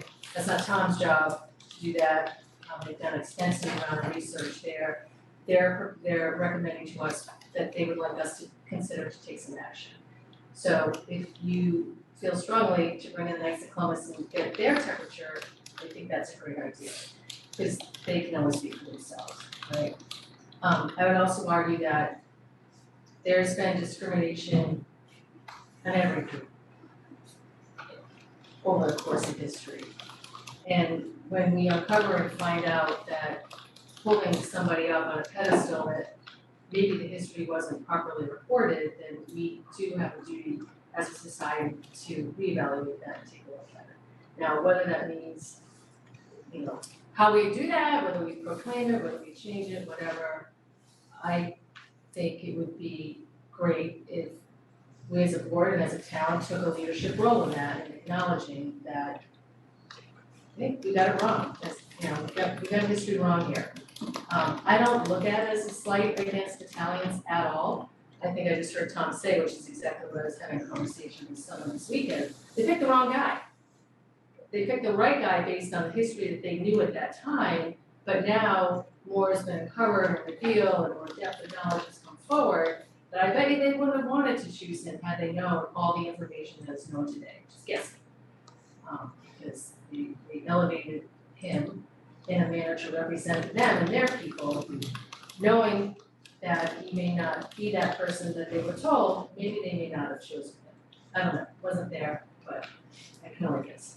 So I think, as a board, if we want to continue to pursue considering this change, and if we want to hear from the Knights of Columbus, who we work very close with, it's great idea, see what their perspective is. And bring, see if anybody wants to come in and talk about it, and see where that's at. But I don't know the mechanics, like the right mechanics to do this. There's a couple of proclamations in here which are just recommended language. It doesn't say, I don't need to speak for them, but just being the liaison. It's recommended language. It doesn't mean that this is the language that we need to adopt. It's for us to consider and take a look at what do we want to put forth. And to consider, do we want to, this is my understanding, Jim, correct me if I'm wrong, do we want to support or consider supporting a proclamation, or do you want to take it to town meeting? Because I've also heard some folks say, well, we don't know what the rest of town thinks. So we can go at it from two different avenues. So, I know that wasn't a question, but all thoughts. Very good. I'll give a couple thoughts. I kind of agree with Andrew in terms of your research. When you're coming to us, you typically look at all sides of an issue. And I think you guys should go talk to these other groups, and get both sides of it and be impartial like all the other stuff that you were just saying about. I don't think that's really up to us to do it, although they can come in here and they probably would have if I knew this was the event. I think we're dealing with two issues here. And I feel the controversy is in combining them. You know, I think all of us here 100% support acknowledging Indigenous people, right? It's in our state, it's in our town, every schools are named after it, you know, it's very close to us. And combining it with trying to get rid of Columbus Day, which the town of Scituate didn't decide that that's Columbus Day, that's a federal holiday. If we did it, then I think then maybe we could sit here and consider taking it back, but it's not us. And I even think that combining the two is taking away from the praise and the celebration that should go towards the Indigenous people. And I don't know, I personally I don't like the combining of the two. If we want to just pick a day, be that day, some other day, and support Indigenous people, I think that's 100% would be supported by this committee and by the town in total. And you mentioned, this is a controversial issue. It is a controversial issue because you're combining the two. And I think that is, that's not the type of thing that we strive to throw out at the community, right? Oh, let's stir the pot up here and really let's create this conversation about that, where it's something that the five of us really shouldn't be the ones that decide whether the whole town thinks that this day is a good day or a bad day. So those are kind of my thoughts. I kind of wish that you came before us and said, hey, let's pick a day and celebrate Indigenous people, and let's really do it right, because I think it has a lot of personal context and a lot of people in town that would hold that near and dear. I think the controversy comes in by combining the two. And I don't know that our little town of Scituate is the one that should reverse that trend. If the state comes out with it, as you said, they're talking about it now, then that's another story. Or if the federal government comes out with it. So, so those are my thoughts on it. It's hard to go back and rewrite history. Look at all the acts that Indians did on Indian. There's a lot of things that you can look at, traits that people did and not agree with it now. So it's hard to do that. So I would be 100% in support of celebrating Indigenous people. And I would think that we would have to think further before we took the next step of saying, let's take Columbus Day off the calendar. Is my 2 cents. Can I say something? Yeah. So I think the reason why the overwhelming number of states, towns, and municipalities have chosen to replace Columbus is 2 things. Number one, and this is the primary point, Columbus Day is an incredibly hurtful holiday to the Indigenous peoples because of everything that we've discussed in everything that we've researched. The atrocities, the slave trade, the putting, he called them Indians because he thought he wasn't Indian, right? Honest mistake, I guess, right? But put them on the ships, sent them back as slaves. So I understand your point, but it's a bit of a half measure. And replacing it is killing 2 birds with 1 stone. That's my take on it. You might have a chance. No, okay. Policy question. Ms. Kern touched on this, and this is something I think the board needs, outside of deciding whether we want to combine or talk about that, is the authority of this board. I think you alluded, there's 2 different things. One, I think we do have the authority and we have the responsibility to lead our community, and we've asked this group to do exactly what they presented. So that process is working. But it is a big conversation, and I go through and I look, thank you so much for the, how did other towns do it? And it's a mixed bag, and a lot of them went to town meeting one way or another. Sure. And I would like to see what thinks is the appropriate, because it is a big conversation, and quite honestly, just as you acknowledged, like, you've educated us, you've spent 2 years educating, the students have spent time with you, you're ahead of the curve from us. you're way ahead of the curve, a lot of people in this community who don't have that education.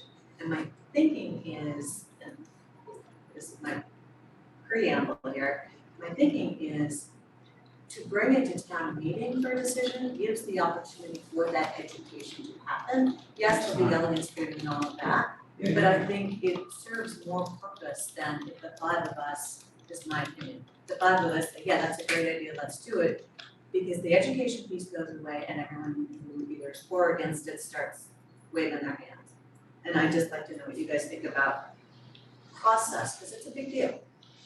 I'm not looking at, we're not looking to ram anything through in a non-transparent manner. I hope that's clear, right? So I'm not trying to fast track this or anything in that nature. So, a transparent readout of something like this, I totally get it, so it's fine. Well, and I think the board recalls that initially it was to bring it in front of special town meeting, That was too fast. but that was too fast. Yeah. So that's why the draft is sort of reignite the conversation so that we can move forward and then Yeah, I would say that I've gone back and forth on this in terms of what is it we're trying to accomplish here? And if it's simply to replace Columbus Day with Indigenous People Day, probably the easiest thing that we could do is simply this board could just do it. It won't have any practical effect, but it would be a statement by this board. But it seems to me as though, thinking it through, that what you want is to educate people and to get them to think more deeply about this. And town meeting probably is the place, but I do think that you'll want to look at the strategy. What is it you want to accomplish? And if you just want to have a pointless conversation where people are just yelling back and forth at each other, it happens at town meeting over the most ridiculous things. And I guarantee you, this will create a huge to-do. So I looked at all of the whereases and we could be there all night. It's not gonna be that. Okay, and once you get into things like, I'm gonna get this phrase wrong, but it's about land acknowledgement, that's another whole can of worms, shall we say. So I think that to have this to be a question at town meeting, I don't know whether the select board sponsors it or whether it comes as a citizen's petition. But given the fact that you are a board that we appointed, it strikes me as though the proper way would probably be that, we would have to vote to put it on a warrant. And like I said, it's a big opportunity to explain to people, and if, when you start reading about Columbus, he's not the only one. And, if we had an Explorers Day, I guess we'd be looking to get rid of that too, because they were pretty, as a group, not the best. And when you think about what they were doing, why they were doing it to take land, they were doing it to increase the riches of the various crowns of Europe, et cetera. We don't even have to go over to the Far East at this point to, just to see that. So, and I agree with Maura, I think they might have picked Marconi instead. Columbus was just kind of a bad choice. So, but I appreciate all the work you've done, and I think it's really a matter of a strategy as to, how we want to present this to the whole town.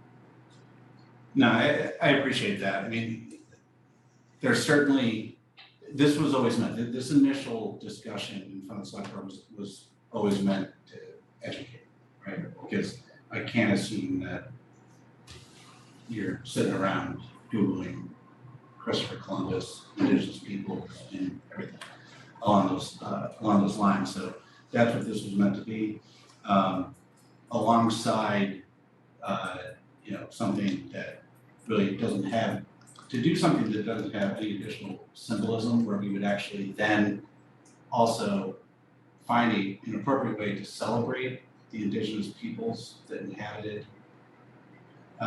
Scituate and frankly the surrounding areas. It'd be a mess, right? So they have to go hand in hand, I agree. Well, if I may just finish, we have a really good example very close by, Plymouth Plantation, went through a huge soul-searching mission and changed the name of Plymouth Plantation. And it made everyone look at Thanksgiving in a different way. And I would think that, you know, perhaps we should be, you know, send a group down to consult with them about, you know, what they did. And I guess I'd like to think that we would include Indigenous people when we think about Thanksgiving. And I think we look at the pictures, but I don't think we really think about what that meant. So Agreed. we're in a very interesting place. Yeah. Geographically. Yes.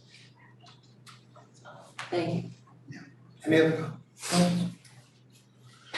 No, just, you know, next steps, really. I mean, do we want to take this up as consideration at another meeting with regards to, you know, where we want to go with this recommendation? Or- That's all, I think we do have to at least determine what we want to do with the recommendation. Well, why don't we put it on an agenda item in the future and we can think about it and get other people that we want to talk to about it, and maybe Tommy can do the same. And do a little bit more research on our own sides as well, and figure out what the next step is. Yes. When is the warrant open for town meeting? Do we know? We know. It's June. December 6th and closes on December 20th. December, that's quick. Okay. So the warrant goes to But we can put our own article on whatever. do the placeholder. Oh, okay. routine. So that, Just think from a mechanical standpoint, we had talked about this the last time. Right. The board adopts resolutions for United Nations Day and Fleet.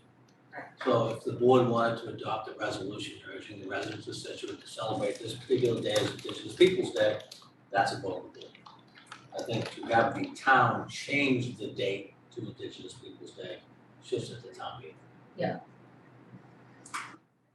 and the only other thing I would say is, I think we should revisit it and be mindful of our timetable, but I think that should the board want to forward it to town meeting, that DEI needs to think, and we sort of alluded to this, that I think there needs to be an education piece before we get to town meeting. You know, have a public presentation about what the recommendations are so people understand. Because I think this comment is exactly right. If you don't provide that education ahead of time, people will not become prepared to have a meaningful conversation about it. Is my And none of us wants that. No, it's not, it If we could- defeats the whole purpose. Yeah, I mean, assuming that we go forward with this, which I'm assuming we're going to, yeah, there will be several strategy sessions And you guys will amongst help, right? our committee, and yeah, I mean, No, they're just walking away. these guys. And yeah, but I appreciate all the insight and direction. Thank you. Great, so at this point, we'll talk about getting on our future agenda, we'll think about it, we'll do our research, you'll do more research, and, you know, we didn't hear a lot about what the opposition would do, and that's what I think is gotta be prepared for your speech, because those are the people that are gonna come to the educational meeting, so, I think that's probably a good, you know, a good place to look also. Understood. Yeah. Appreciate it. Great, thank you guys for coming in. Thank you. Thank you. Oh, you know what, I meant, sorry, is there anyone in the audience that wanted something to say? Yes, ma'am. Sorry. Yes, I'd like to say that the Italian Americans or the Greek Americans or the Irish Americans that protest, it's their country of origin and then American. These are Native Americans, you know, native to here. So, you know, an Italian American might protest because Christopher Columbus, was he born in Italy? I mean, the Queen of Spain sent him off, but I don't know his actual origin, but we're talking about Native Americans, and to make, if other states have changed Columbus Day to Indigenous Peoples' Day, we don't need 2 days. We're talking about an injustice that was done, history that wasn't written the correct way. And just like, and we do have to educate people, just like people don't even have a clue about what Juneteenth is. You know, a lot of people don't, I'm not saying all, but it's up to individuals to, if there's a new name that's given to something, well, why was it given? And so everyone can Google things and find out about things, but to have two separate days, I don't agree with.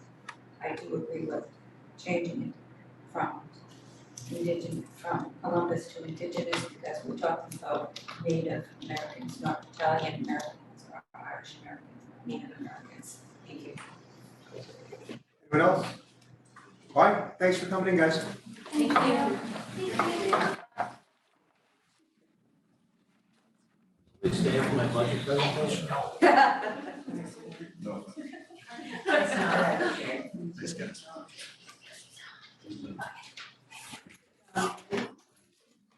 Right, That's why I bring you this meeting.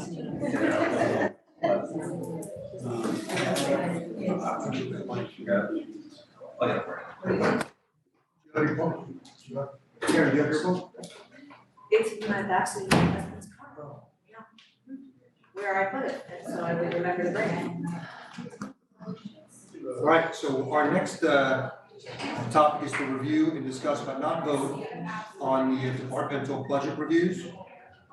We are starting those, just for procedure purposes, what we do is we hear all the budgets, we talk to all the departments, we hear the recommendations, and at the end of all of it, we vote on the budget in totality once we know what the financial forecast is gonna afford. So tonight we get an overview and we go through about 5 or 6 of the budget's items and then adjust accordingly. I don't know if the board wants to move it, stay here, to do the presentation, but, just for people at home, they don't get confusing. Fiscal year 22 ended June 30th of 2022. We are now in fiscal year 23, which ends June 30th of 2023. And fiscal year 24, which is the budget that we're actually starting to present, begins July 1st of 2023. So this budget starts next July. As I said it wrong on the update, it was on Monday. That's okay. It's confusing. And then the federal fiscal year is even different than our fiscal year, so it all starts to run together. Fiscal 22, which is the year ending June 30th, 2022, we ended up with certified free cash of just over $5 million, generated by budget turnbacks from town departments and revenue growth, particularly new growth. New growth numbers have been very good over the last several years, driven by some of the large housing projects that we see around town. We continue to invest in capital, including technology, forestry infrastructure. And as you saw tonight, we have maintained our AA+ bond rating, which is one below the best, which is AAA. FY23 year-to-date new growth exceeded projections by $1.2 million. So what happens with that is that when you do your projections for next year, it's your starting point plus new growth, what adds to that base from this year and for next year goes up by the 1.2, which gives us a little more flexibility. Our local receipts so far are on par with fiscal year 22.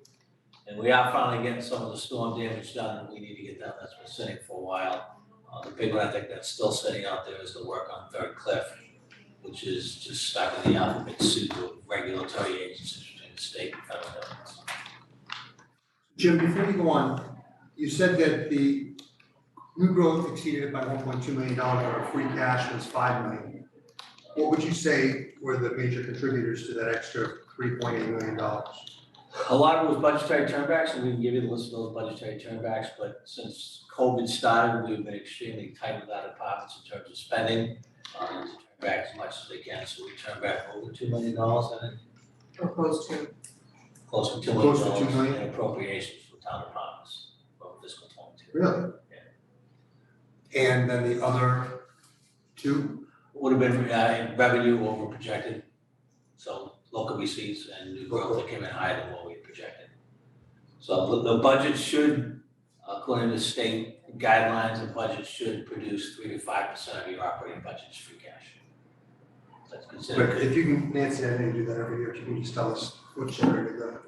Yeah, I'll put another copy of it in your box. It's Awesome. been a while. Yeah. So we're on the revenue assumptions, next slide. Property taxes increased by 2.5%. That is the total tax take by the town. It does not include your house. Your house can go up and down based upon value. The total tax take by the town is up 2.5%. The new growth, we put that projection of 1.2 million. A lot of the drivers for that new growth, Seaside at Scituate is coming to an end. The Drew project is starting to come to an end. Sanctuary at Scituate, whatever that is, the 40B and 3A, is now just about finished, and also Stockbridge finished. So the big projects that have been really fueling our growth are coming to an end, so that's why there's a big drop from what our actual was and what our projected is for next year. State aid right now is level funded from this year. The issue we'll have this year is the budget will be late because there will be a new governor, so the budget will not come out until probably close to the end of January. In the past, Governor Baker has gone to the MMA, which is around the 20th of January, and given us a state aid number. Whether Governor Healy does that, whether she'll have time based upon when she takes office, we don't know. So we don't expect to have a state aid figure until the end of January, beginning of February at this point. They call it You heard it here. Well, if you. Polls are closed. I've been looking Polls at are my closed. phone. I've got about 4 notifications that Maura Healy is projected to win the governor's race. Making sure. I thought someone was texting me, I'm like, why does this keep going off? So, just about every news outlet is Let that go. taking that every story. We have increased our local receipts slightly. We did that actually tonight at the financial forecast to bring them up to the pre-pandemic levels. We had kept those, as we recall, during the pandemic. But our local receipts are holding fast. Meals tax is still at pre-COVID levels. The financial forecast for the third time was today, right? Met again today. We didn't have time to update this slide. We met again today. So just getting in a rhythm. Okay, I know, sorry. So I think it's interesting that our meals tax is forecasted at pre-COVID level, okay, because we have so many additional restaurants as well that are doing well. Yeah, we reduced it. Okay. But. I mean, I know it's nominal, but Yeah. just curious that. And again, we're very conservative in our revenue projections. Yeah. And that is so if something unforeseen happens, we can deal with it. If the state aid numbers don't come in the way we expect them to, and the budget is designed to finish in the black. So we are very conservative on these revenue projections. If you know, the economy just crashes and state aid's cut, mid-year, if you're gonna cut $1 million, that means in January, you're gonna cut $2 million, you cut twice as much to get there. Whereas if you're conservative in your revenue projections, you look at it and say, all right, we actually can make this up because we know we have conservative revenue projections. So they're gonna be very conservative, we keep them conservative. And it's designed on that so the town has good financial stability and flexibility going forward. So the financial forecast committee met today, we'll show you, we made a couple of changes in our assumptions. One was on new growth and the other was on local receipts. We'll get to those. These are your revenue sources. Scituate not having a lot of businesses, our tax levy is the big thing, and that's mostly residential. We do not have a huge business like the Quincy or Braintree or Boston. Here's your average tax bill.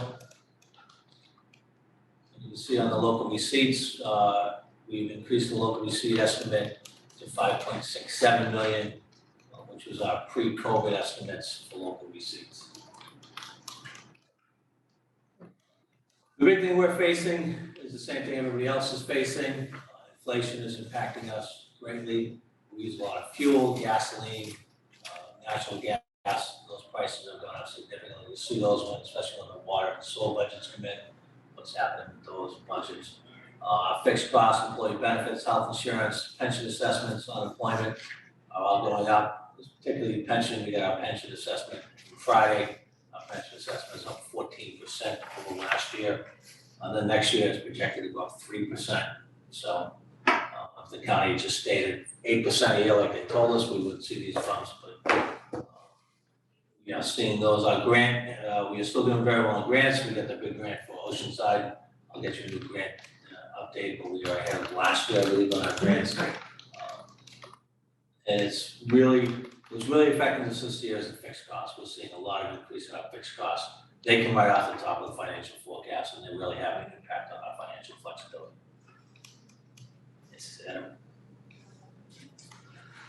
So this is a level service budget. There's no free cash, there's no outside revenues, no regular recurring revenues that we built that budget on. New growth projections are still higher than they have been, but we work very closely with Joe DeVito, our assessor. He's very comfortable with the 1.2 million that we're using for next year. We will see, I think, some increase in state aid. The big union contract that's up is the police department. They are up as of June 30th. We're going to start negotiating with them probably next month, so we'll have an executive session. To discuss that in the interim. I think the DPW contract's up, but it's just not as many people, but we do have those 2 contracts up. There are no new positions funded in the general fund budget. As you can see, 7 were requested. Those were on the police department. Chief Thompson will cover that when he comes in his budget. We are recommending 3 new positions in golf enterprise, which is 6 months of those positions. Our contract with our golf company is expiring. Ian feels very strongly that we can bring that in-house for the same or less money and do a better job, so the budget is reflecting that. So we'll get to talk to Ian about that. And then the new president of the transfer station that we've talked about, that we support that transfer station and the president. And we continue our commitment to roads and foreshore at $400,000. So there are the big drivers in terms of fixed costs. Employee pensions up 14%. Health insurance we have at 7%. Projections for health insurance are a little higher than that, but we also have a large Medicare and Medicaid that are looking at lower, so we feel 7% balances that pretty much. General liability insurance up 10%. And you see the South Shore Regional VOTEC assessment is up significantly. They're projecting 10 additional students from Scituate in the current school year and next year, so that'll significantly drive up South Shore VOTEC assessment. Can I ask a question about that? Would Marshfield entering into it impact our assessment because they're bringing in an additional town? It's, I think, more based on the number of students. Yeah, it's It's not like they're increasing the number of aggregated. students. I'm not sure it's gonna affect our assessment at all. Alright, just curious. So again, the budget highlights, we maintain our level of services. We are meeting the increased costs that we're gonna see that everybody else is seeing in fuel and gas and things like that. We continue to work on road and foreshore. We continue our commitment to water and sewer infrastructure. And we are gonna continue to aggressively pursue grant opportunities. I think we are uniquely positioned for that. I think we have a staff that's very, very good at it. So we'll continue to push those. Capital budget, we've already had that presentation. The capital budget committee is meeting even as we speak. And the advisory committee actually will start this Thursday on their budget. So we have moved it up as requested last year, and as part of the charter change, we moved up all this budget stuff so you can get it earlier and have more time to discuss it. It does make the revenue numbers a little more uncertain that we're kind of early in the process, but the budget, I think, hits on all the major priorities of the Board of Selectmen. Most importantly, we're maintaining our service levels going forward.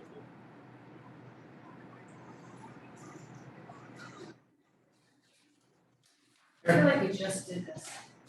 We did. We were about Are we just early? about a month early Exactly a month early. from what we normally are. Yeah. But I think it's part of what was recommended by the charter review, and also I think the board last year, we felt a little rushed at the end. Yeah, yeah. So we wanted to put it up sooner.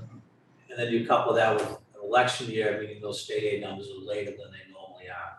We should get an idea in December when the revenue forecasts for next year, the joint revenue forecasts are agreed upon for the next fiscal year. We'll get an idea. Governor Baker had always said whatever state revenue was going up, that is what local aid would be going up.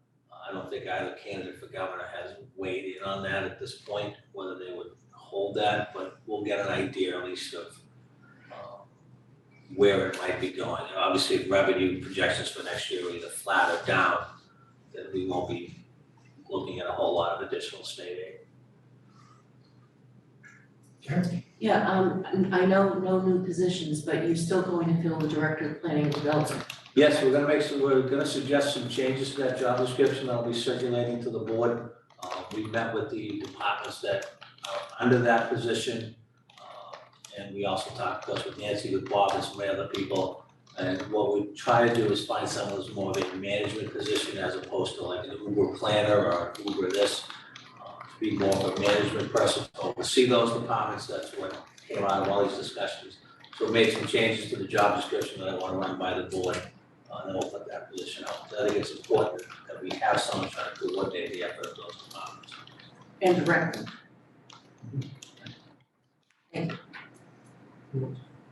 Jim, one thing I'd like to add in the beginning of the process, last year we had a little bit of a problem adding stuff to the budget in terms of what the boards wanted to do.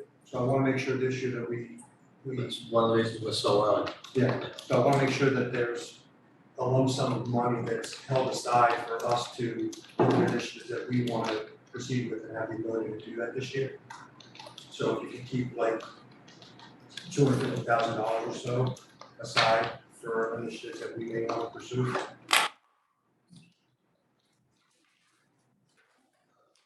We had $5 million, we had $2 million turned back, so I think there's. Yeah, but I mean, you ask departments to be frugal with their money, and then because they don't spend it all, you cut their budgets, you reduce them, so you didn't spend all of it last year. So all you're doing is saying, well, spend all your money, don't be frugal, spend it, because if you don't spend it, we're gonna take it back. I mean, I guess what I'd say at this point is we are balanced, but we are looking at the additional state aid, which is not plugged in anywhere, wherever we get there.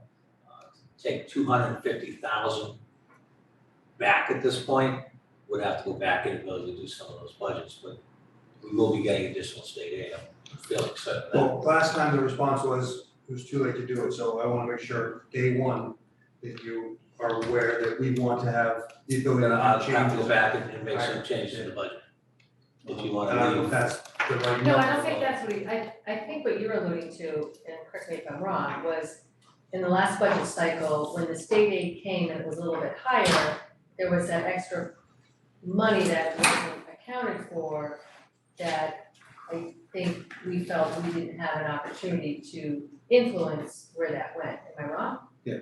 No, I'm talking just right now, Okay. you know, if we wanna hire somebody, for instance, in planning, because we think that's a need of the town, I don't wanna get to the end of the budget and say it's not there. So I want us to be able to look at this and see what advances we want in the town and have the ability to do it from the beginning. Yeah, we've had those discussions earlier, it's just moving money around. If you wanna put money here, then it's gotta come out of someplace else. Right, So but I just want that in your yeah. head right from the Yeah. beginning that. Yeah, that's one of the reasons we're doing this so early. Yeah. So that if we wanna make some changes as opposed to, we get to the last night, it's like, well, the budget has to go to the book tomorrow, you really don't have a lot of time, so that's one of the reasons we wanna push everything out. Okay, but just note it that at some point in time at the end of the process, someone here is gonna say, hey, we need 3 more people to cut the grass or to do maintenance or we're planning admin here, and we wanna make sure that it's not too late. I understand your point exactly, but I think what I hear Jim saying is that we're then gonna have to go back and say, well, where are we gonna take it out of which budget? What you're saying is you want him to have the flexibility that we know we have a certain amount of money, that doesn't mean, well, we're not gonna hire someone for the planning department because, unless you take it out of the police department, let's just pick a. I don't think that's where we wanna be. You have 2 things, right? Well, maybe we have 3. No, I'm not talking priorities, I'm talking there's 2 ways to do this. What I have done is that I've done a balanced budget. Okay, and based on the revenues that we're projecting, this is where I'm saying the spending should be. The board can disagree with those recommendations, but we don't go over that bottom line. But we also have most likely additional funds coming. Right, so let's say we get $100,000 in state aid, and we say, well, we're gonna put that into select board salaries, we just come up with something, right? The board says, no, we don't wanna put it there. Raise our rate. We wanna do that here. So really, there's 2 different ways that this could go depending on where those revenue numbers go. Well, Third way, Third way is that you have, which is not fiscally desirable, is to look at non-recurring, a recurring revenue. You would say acknowledge additional services are not supportable from recurring revenues at this time. But we have other revenues, which you don't recommend that we think about tapping. You Which do is not, kind of the third if you use free cash or stabilization or something like that to build your budget, you're just building a structural deficit in your budget. Okay. And that's For when it comes to personnel. anything. If you take free cash, even though it generates itself, it's not recurring revenue. So when you put that in the budget, say, all right, we're gonna take $500,000 of free cash and put it in the budget. Your budget has a $500,000 deficit. Then at some point, if the free cash goes away, you have to make out somewhere. So what I'm saying is, the free cash came from budget turnbacks for the last, how many, 3 or 4 years, we've had somewhere between $3 and $5 million of excess stuff, of which $2 million of it is turnbacks from budgets. That it's not free cash yet, it's before it becomes free cash, that we want to maybe inject some of that into the budget. Maybe we will, maybe we won't, but last year we weren't able to. So I just want to make sure, and we can look, if you want us to look at it, I can look at the departments that turn back, you know, so much over the last 5 years and say, take it there, but that's. But you're not injecting that money into the budget, you're saying exactly what you just said.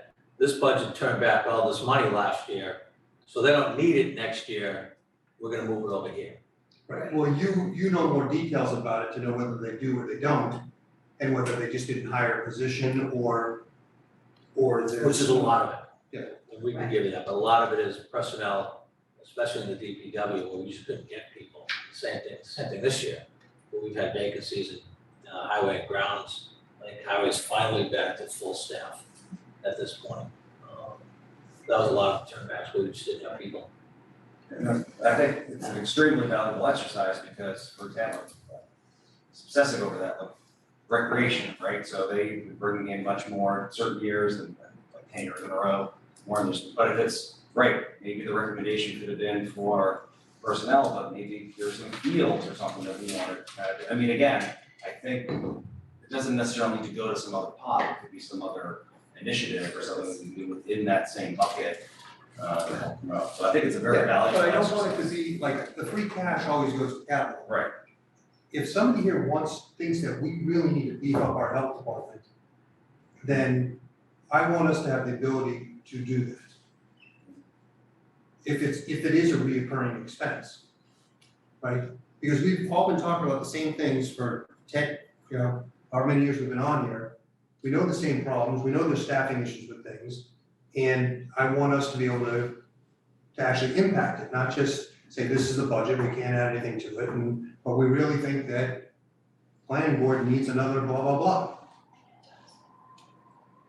So just keep that in mind as we go through it, that there's going to be an ask at the end for something, more than likely, and it could be a recurring expense. And keep that aside somewhere. Is what I'm asking. Two short comments. Yeah. Is, yes, we've had this conversation for many years, because there are pinch points where we think we can make an impact. Jim's been aware of that, and he's tasked with building a budget that is responsible, and, you know, as it said, there's 7 people, he knows we need 7 people, we can't afford it, so, you know, that's a different conversation. Do we agree with his assessment? I think we have that conversation.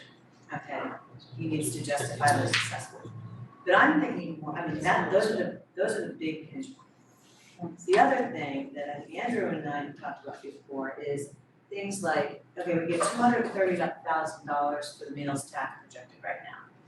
And that money, I don't know what it is, 40,000 of that is going to EDC right now, and then the rest is going other places. I will, when we get to that budget, we're gonna get a presentation from the EDC next meeting about the grant program we're putting together and different initiatives they wanna do. Right there is a specific example, right? So I will argue there's room to move more than 40. How do we do that? Is it appropriate in that line item? Is that it's not a recurring, it's a shifting within the budget. Right, so that means you gotta take the money from someplace else. Right, so but Or the meals tax is X Financial dollars. forecast has to say, well, we think the meals tax is gonna be more than $230,000 and adjust that revenue number upwards. Okay, but Okay, so that's why I'm saying it's really two different those are things. things we can talk about in the process, but we need that flexibility. It's not a recurring, and maybe that's something where we look at other sources that's not gonna impact. Well, if they're gonna be doing the same thing every year, it's a recurring cost. They're looking to build their budget, increase their budget, and keep that budget up. If they're coming in and saying, Scituate is gonna be 300 years old, We're gonna do an event. so we're gonna do an event, that's a non-recurring cost, so we say, okay, maybe we take that from free cash, we have an article over here, we put it in there, as opposed to the budget is being built permanently to increase, so it really depends on what it is they're looking for, but again, if you just said now, we're gonna get $230,000 in meals tax, that goes here, here, and here. We wanna put more here, it's a zero sum game, you can't go over the 230 because that's what the projection is That's from not the right, financial it's zero forecast. sum within the budget. So you can move, you don't get as much, it goes over here, or you have to say that 230 is not enough, we're gonna make that 250, and the extra 20 goes over here, is that, am I making sense? Yeah, 100%, I'm talking about the zero sum. Yeah. And then Right, it's so goes to the EDC, and where else does the meals tax go? Capital and also to reduce the impact of the debt exclusion on taxpayers. So.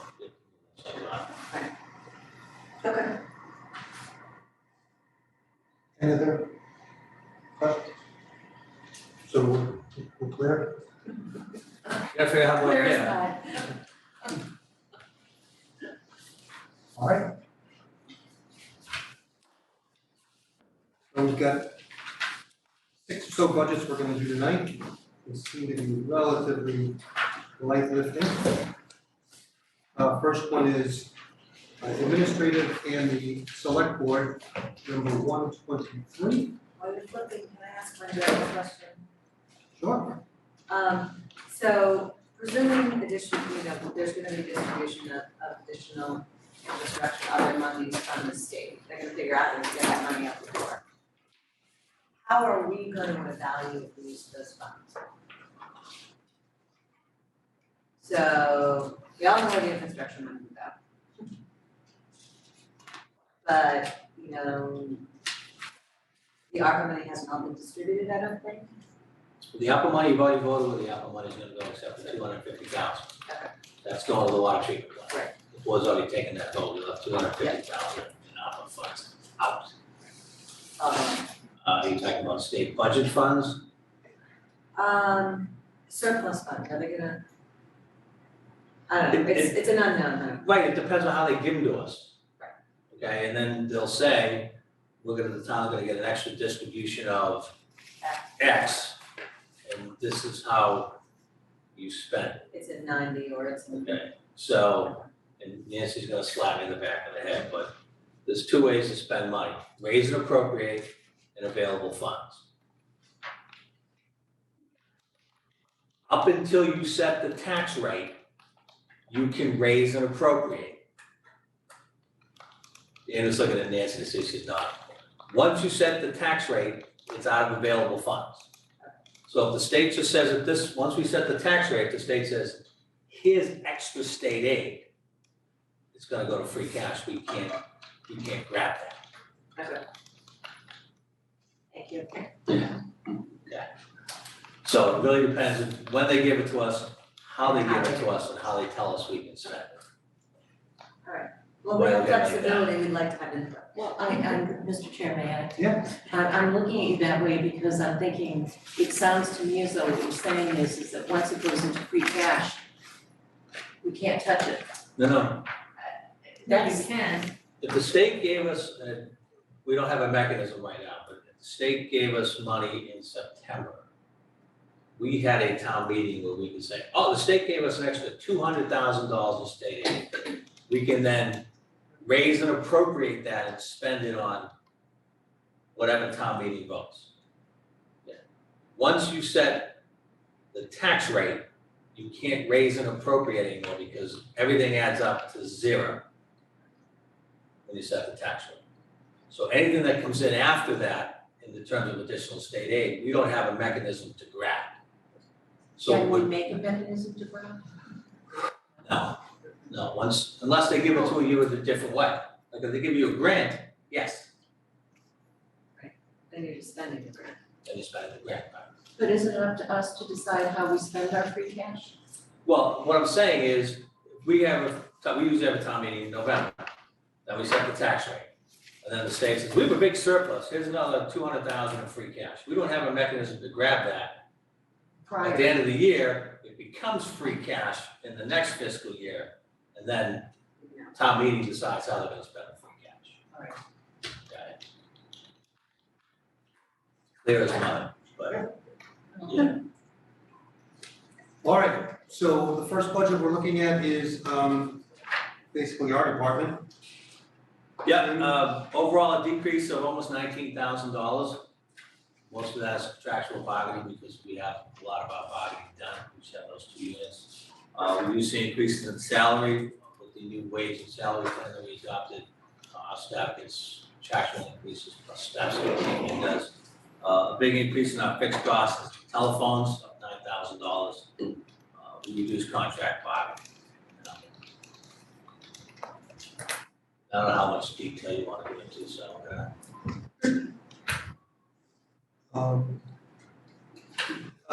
Not much, I have a quick question, then we'll, go on. The collective bargaining went from 166 down to 121. Last year's budget is 180.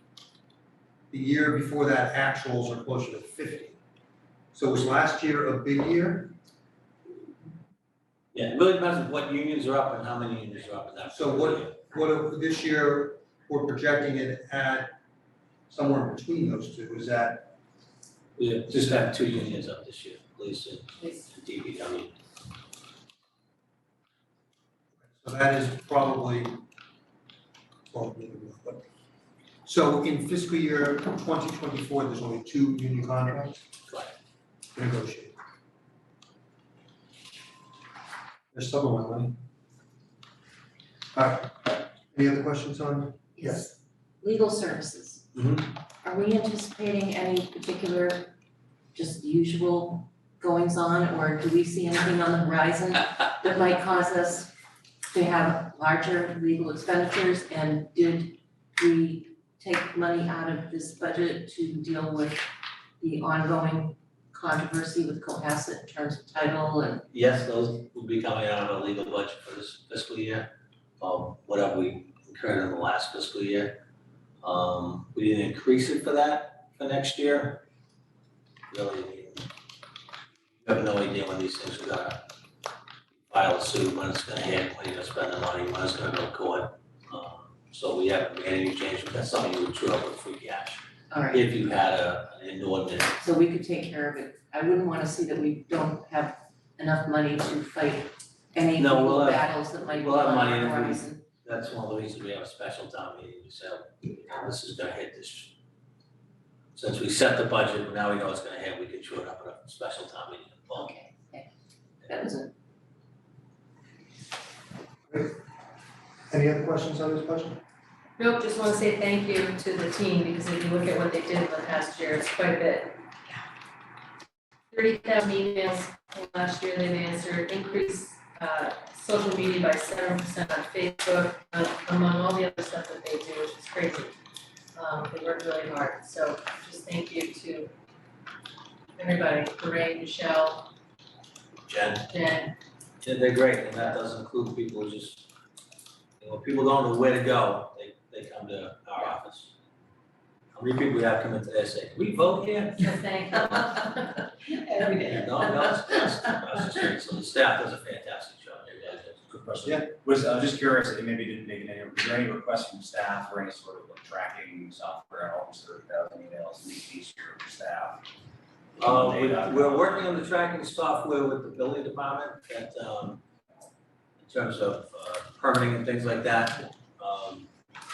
You're talking about like a 311 type of thing, or 311? Yeah, like Salesforce or, 311 Street lights. Salesforce, I just know the business side, I don't know. Well, streetlights, we do have an email that we track on streetlights.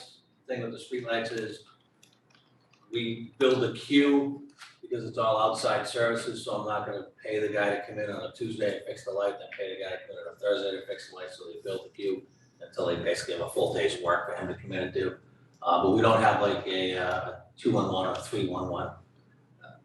I'm not sure what those costs. Our staff has not asked for it. I don't know if it's something you'd like to pursue. I don't know much about it. One of the things we have looked at is more of a software program like that. Scituate is a program that's used by school departments to track maintenance requests. And they've changed it now, it's called like Town Do, we can do the same thing, so they'll track maintenance What's it requests. called? Scituate. Just wanted you to say it. Right, that was the one, yeah, and so they've expanded it, so we're talking to Kevin Kelly about maybe using that for his department. So he's just not chasing, my heat's not working, they can do it, but we haven't looked at the other stuff. It's possible, I have no idea what the 211, 311, that's what they call it, there's an app you can get onto, I haven't priced it, so I can find out in some other towns, usually. I didn't know if there was an interest or no, just curious, thanks. I would like to see that myself. Great, next budget is the advisory committee. The only increase in the advisory committee is the step increase for the recording secretary of $268. Okay, so the total budget there is $7,100, up from $6,800 the prior year. Any questions on that one? Nope. Reserve fund. No change, reserve fund, same as. So the first reserve fund is at the discretion of the advisory committee for emergency spending. And is it 75,000 now? What is it now? Yeah, it's 75, 75,000. Used to be 90 years ago, now it's 75,000. How much did they spend last year? 74,000 in FY '22. They spent 74,000? 74,245, we had one big expenditure Yeah. of that Fuels and lubricants? Oh, we used it for, but they didn't spend it. at the end of the year, yeah, they transferred that. Any questions on reserve fund? Next one is general liability and property insurance, 192. Yeah, this is our health insurance, all our town insurance, this covers everything that we have, all our buildings, all our fleets, people getting hurt on town property.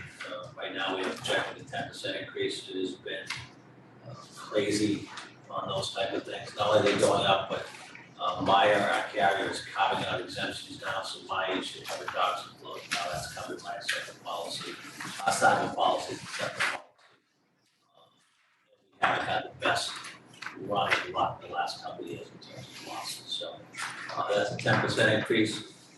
We'll get a better idea from Maya in the January MMA meeting, but then they don't come out with numbers until February, March.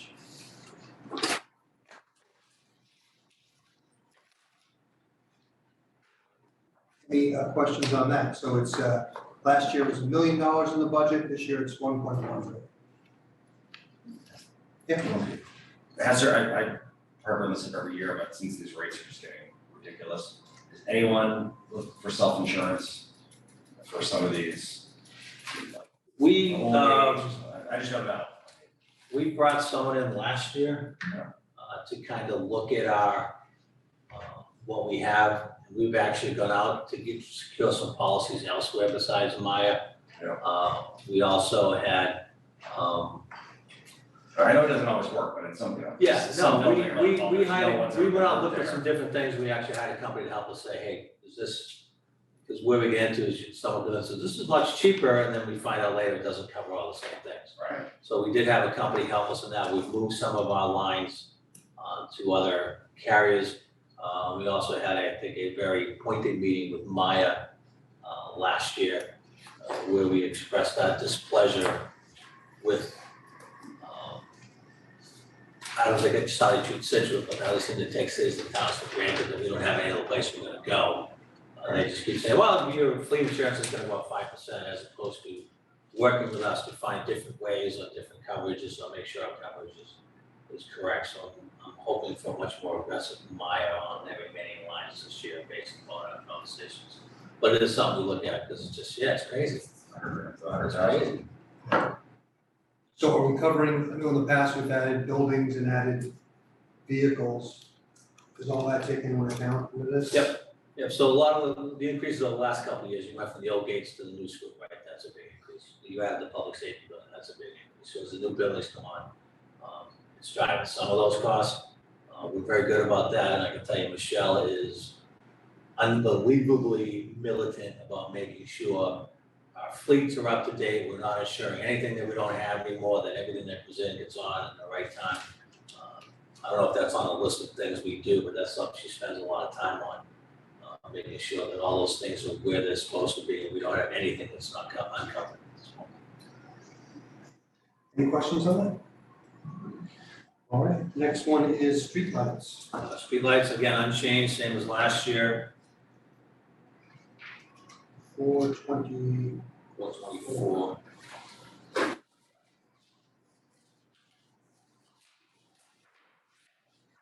And does all this go to free cash?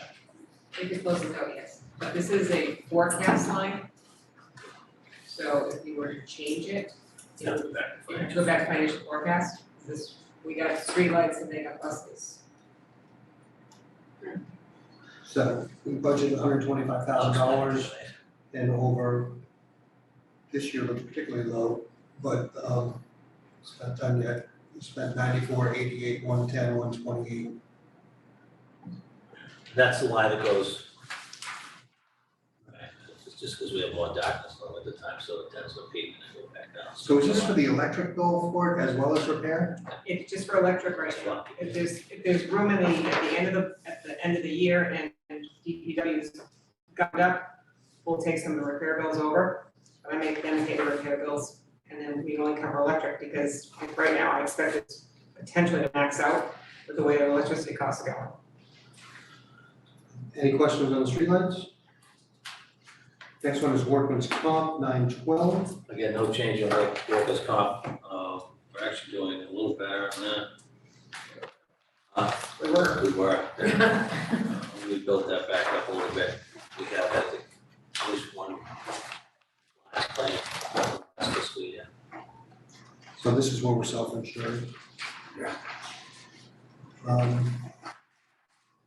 So what is the, I'm sure, term, you can see it. What is the balance in our, Just over 800,000 right now. so our goal was what, 750? So we have the reserves we want and budgeting at 210 like we did last year. Any questions on that? Great. And the last one we're doing tonight is unemployment. Again, no change, and that is another, I believe, financial forecast. Bless you. It is Unemployment is self-funded, so we get charged what we pay. 65,000, same as last year. Is this graph the expenditures? Yes. Yes.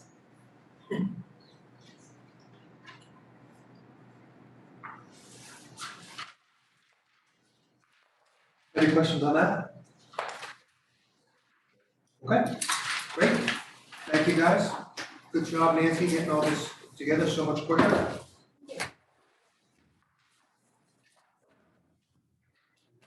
To the next topic, which is a discussion on the next steps for the Hammond Road sidewalk.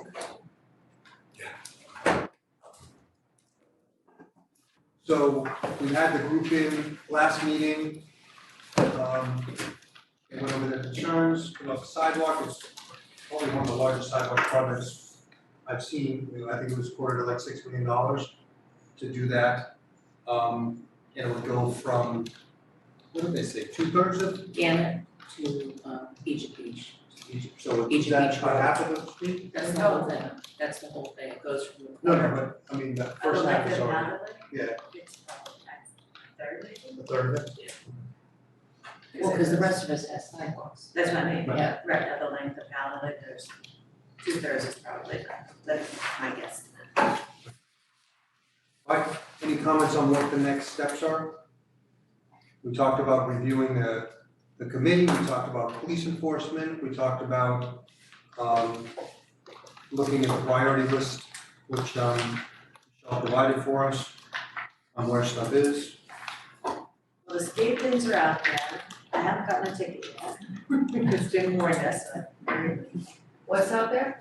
The Radar trail is out the there. radar things, the radars are out there, I think they're very useful.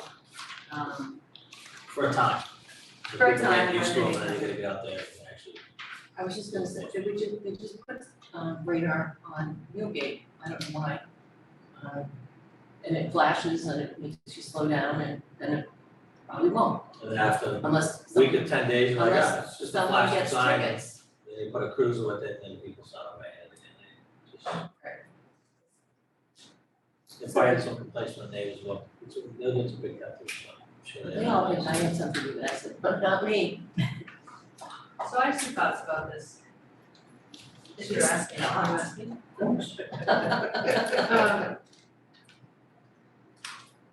So this was part of Complete Streets. I remember when Al Banger and the entire team back in 2007 started the entire analysis of our town and where we needed to connect things. From looking at everything, a lot of detail and work went into identifying the proper connections and prioritization of these sidewalks. In my opinion, this maybe could have been kept track of a little bit better if we had that planning department position more consistently filled.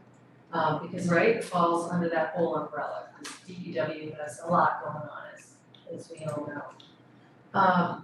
Maybe we just put together a small internal group just to kind of reevaluate. I don't think we need another citizens committee, honestly, I just don't. We have 33 committees today as it is, and there's already been a ton of work, the Complete Streets program, as I think I forwarded over to you guys, that, I remember that came out right after, Governor Baker, Toledo came into office to get more funds based on some, true need into the municipality, so, I don't think we've made the progress that we probably should have since, but like we said, there's a lot going on, we have water issues, we have sewer issues that take precedence, but I think we just need to reignite it. I don't think we need another citizen committee, if that's what the board is thinking of. Well, the policy doesn't even call for a citizens committee. It essentially could be just an internal, working group just to, as you said, update what needs to be updated. And we have done, quite a bit since that particular study was done, so that needs to be updated. And if internally we can look at what, it's not just new sidewalks, frankly, it's sidewalks that are in need of repair. I mentioned Country Way, that section around Pollitt Street that goes down, that's, kind of a need. At some point, we likely won't try to deal with the Arbor Way neighborhood because it looks like Cushing is probably not gonna be there. So I think another look.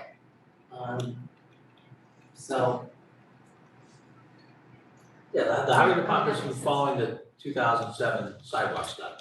Right. That's what they've been using, and they've knocked off 8 or 9 of what's on there. And that's what they've been following on the Complete Streets. The Hadley project is number 12 on the Complete Streets. So what they're asking you to do is move that up the list. The board said the next priority was to finish the gap on Stockbridge, which is just about completely engineered. Sean said they're gonna do a couple of tweaks. There's a couple of places where it's really close to the homes that are on that street. But that's pretty close, and that'll be our next Complete Streets application. The Complete Streets application are now getting more complicated. They want you to have, try to have bicycle accommodations also, so you have a bike lane. I'll make the sidewalk bigger, which just adds to the cost, obviously. So the board has a couple things. I think one of the things you want to do is refer to traffic rules and see what they thought. But you have to take a vote to direct the DPW, say, okay, after Stockbridge, we want you to take this, move it all the way up. Basically on both plans, it doesn't show up on the 2007 plan, it's not on there, Well, I think Karen brings up a good point, there's been a ton of development, a lot of changes, there are there's future planning going on, so it does need to be reevaluated. Right. Yeah.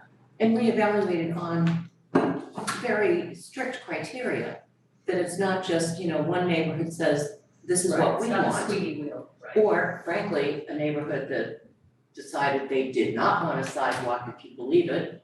Vinyl Ave, they came out in droves because they just did not want it in any way, shape, or form, and it was a big fight to the finish. Because at that time, they thought they could get money from CPC, which we eventually said, we really can't, nor we'll get sued, we're not gonna go there, so Vinyl Ave didn't happen, and but that was one of the priorities on that. So there are people who don't want sidewalks in front of their houses. And frankly, if I can, Neil Gate's never gonna get a sidewalk, and that's where I live. It'd be great, but it's not gonna happen, not in my lifetime.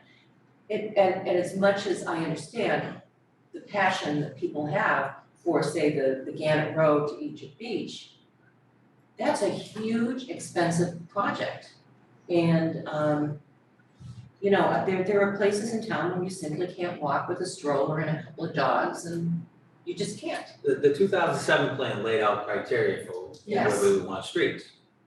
And that section didn't meet, there were no schools there, it didn't meet any of those criteria, so. They have been working, I think, pretty diligently on trying to get that 2007 plan, it's just sidewalks. I mean, it's just getting so expensive, but, you know, the Hadley project doesn't meet the requirements of that 2007. And some of you look at it like Hollis Street, will we ever do Hollis Street? I don't know, because the train crossing really complicates. Right. Same with Beaver Dam, it just really complicates doing it. You gotta do the whole thing, it gets really expensive, so I don't know if we'll ever actually get to those, but, Stockbridge is next, and once we go to Stockbridge, look at whatever's next in that 2007 list, unless the board says, hey, we want you to either reevaluate or pull this project up. On the other hand, Gannett Road from Minot down to North Scituate was accomplished. And that's a really lovely sidewalk. That was a lot of the CPC money before Noel screwed everybody up. Right. It's not my fault, sorry. But it's, you know, that to me is, makes a lot of sense from a neighborhood to connect it to the closest village, makes sense. And to connect neighborhoods to schools, makes sense. To connect Stockbridge Road to finish it so that it connects to the MBTA station, makes sense. So, If you look at the Noel decision, you could still do a lot of the driftway because it's not on the street. It kind of said, if you're meandering off the street, it's a path. If it's right along the edge of the street, it's a sidewalk. You can't use sidewalks. So some of the stuff you can still do, but most of the stuff. Most of our roads are like that. Yeah, you don't have the layout to We don't kind have of. that, yeah. Well, why don't we, so I think a couple good points are, one, the town has changed a lot since we did this thing. Maybe we should get a small group together. There's 2 members of the planning board in the meeting tonight. I think they probably have a lot to add to this as well. If we got select board, a planning board, police officer, you know, pick 4 or 5 people to look at this and reevaluate what those real spots are. And where developments have gone and where children are gonna be. I mean, we kind of broke it down that there has to be a destination at the end of the sidewalk for safety, typically schools or playgrounds or something like that, so. I think it's probably worthwhile to have that brain trust to look at. Would you want to use the same criteria in the 2007 plan? Yeah, I think the criteria is really good, unless somebody thinks it's something Right, else. Well, unless criteria for complete streets has changed, we wanna at least evaluate that and make sure it's aligned, right? At least somewhat. Patricia, are you familiar with the Complete Streets protocol? Yeah. Is Karen maybe? Probably Sean. Sean McCarthy is the guy. So those are probably, that's a great point. So why don't we put a little group together internally, including planning and including DPW and the police? Yeah. In case there's some school. 100 complaints about, That's a good idea. some place of, I don't know. I mean, one of them is Yeah, I mean, Yeah. Old Forge. I mean, there's a neighborhood that's it's too close to get a bus, but there's no connection right. to right, walk. school, yeah. That's on the plan. We really pushed the state when they did the safety audit, saying, you need to include that. We haven't got it back in, see if they did it, they didn't. But those are some of the criteria, but then you say, all right, well, that's on our list. Really, is it connecting the middle school, or is it more for the Cushing? But the Cushing might be going away, so would that then drop it off the list and something up in the area, well, Hadley, where the new school would go, maybe then rises further up the list. Yeah, but you have to ask the question now, I mean, the 2007 is a good plan, it's good, and it's been a great tool. Is it time to professionally update that plan, which is an investment and they're expensive to do proper. I mean, I think that plan was done by, I don't think it was done by an engineering firm, I think it was done by a. Oh, it was? Yeah, It's not like Alan. They met and they looked and the complete streets plan was done by a consultant, say. Oh, that's. I'll tell you what, let's get that group together and they can see if the They task say it's is above good. our pay grade. Right. Recommend it, yeah. And- I think MAPC did, complete streets, Say again? MAPC. Yeah, you're probably right, I was gonna say technical support. But they still charge it. They charge it, right, but I think you're right, they look at it and say it's probably. So let's get that looked at and then, Okay. so I'll just jot down, we've got planning, select board, DPW, school, and who else? Do you have police on that? Police. And I just wanna be clear at this point, the board is still, Stockbridge is next, get that gap closed. Yes. Maybe you'll get. Yes, and People, I mean, Yes. people sometimes they just don't want it. I mean, there was some, no one's put the sidewalk in and people didn't want it. Once you put it in, it's like, I remember what the street looked like before it had a sidewalk. Right, yeah, right. Alright, so why don't we, who from the board wants to, anyone? I'll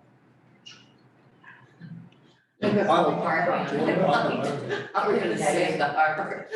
Alright, so Andrew will be our representative, and we'll go on to the other, Tricia, you can get some.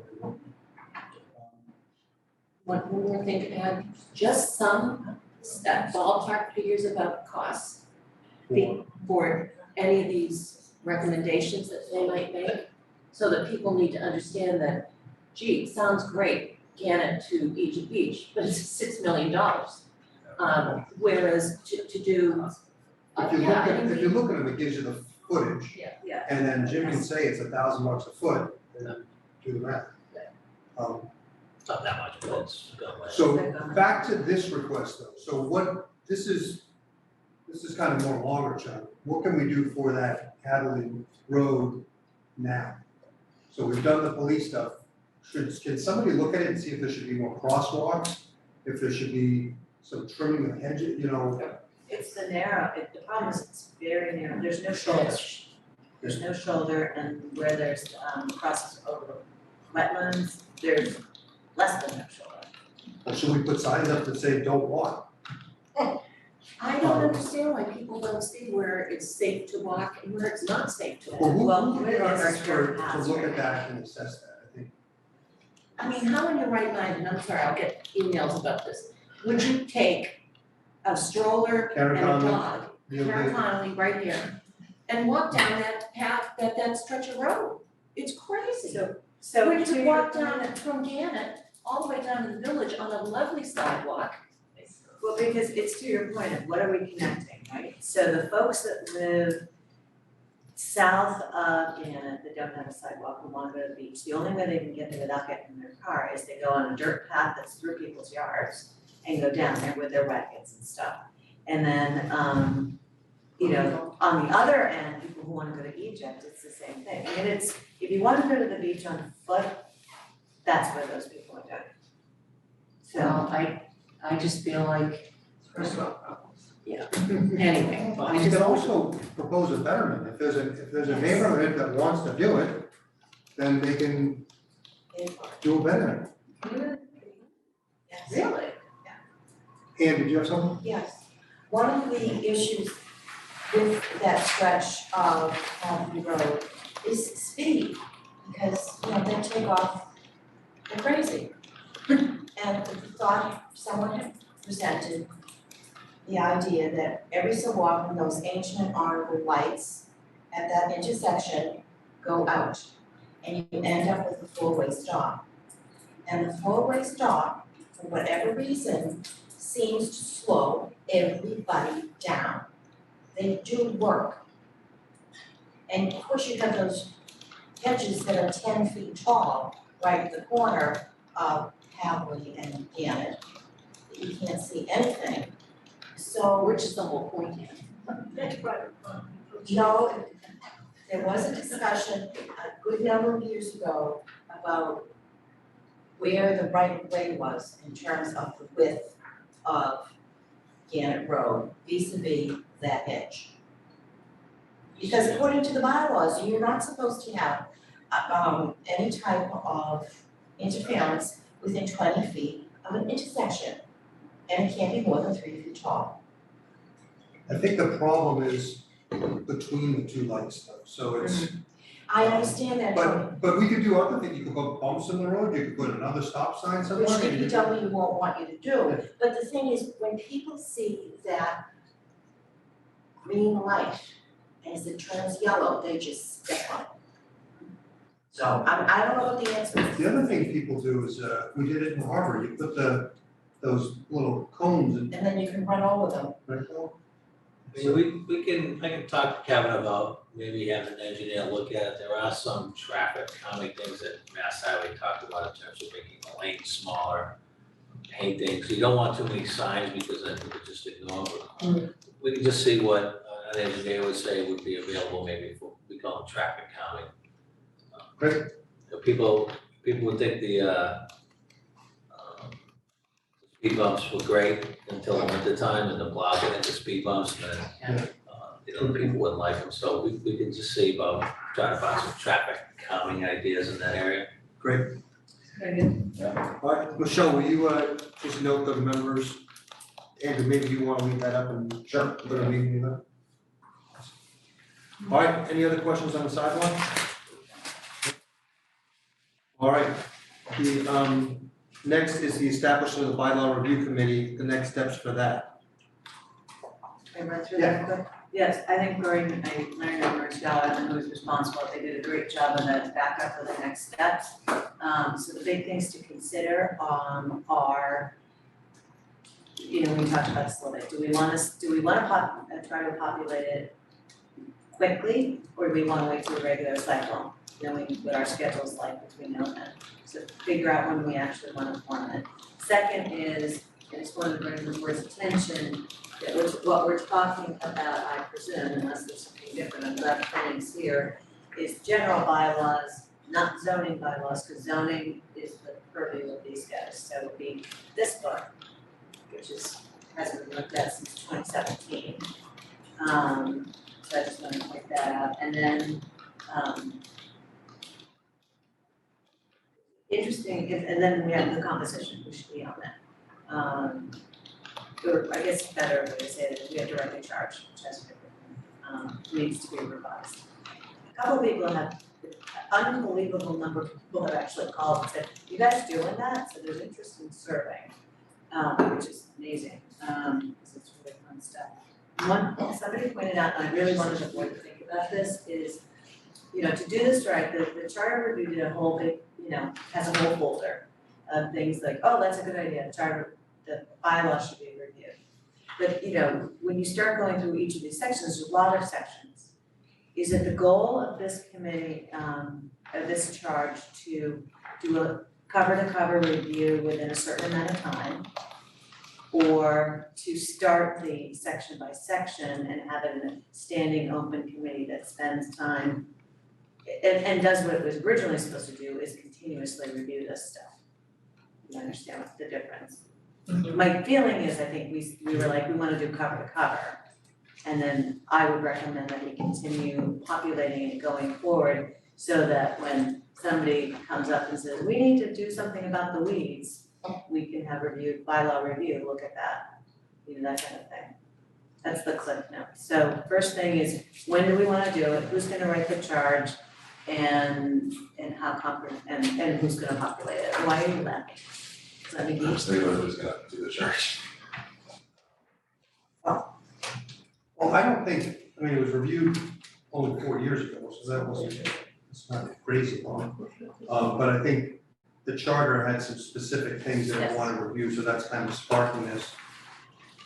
And if, my hesitancy is, if the things that we want to look at are at the end of the thing, on page, 61, then they won't get addressed for a couple of cycles.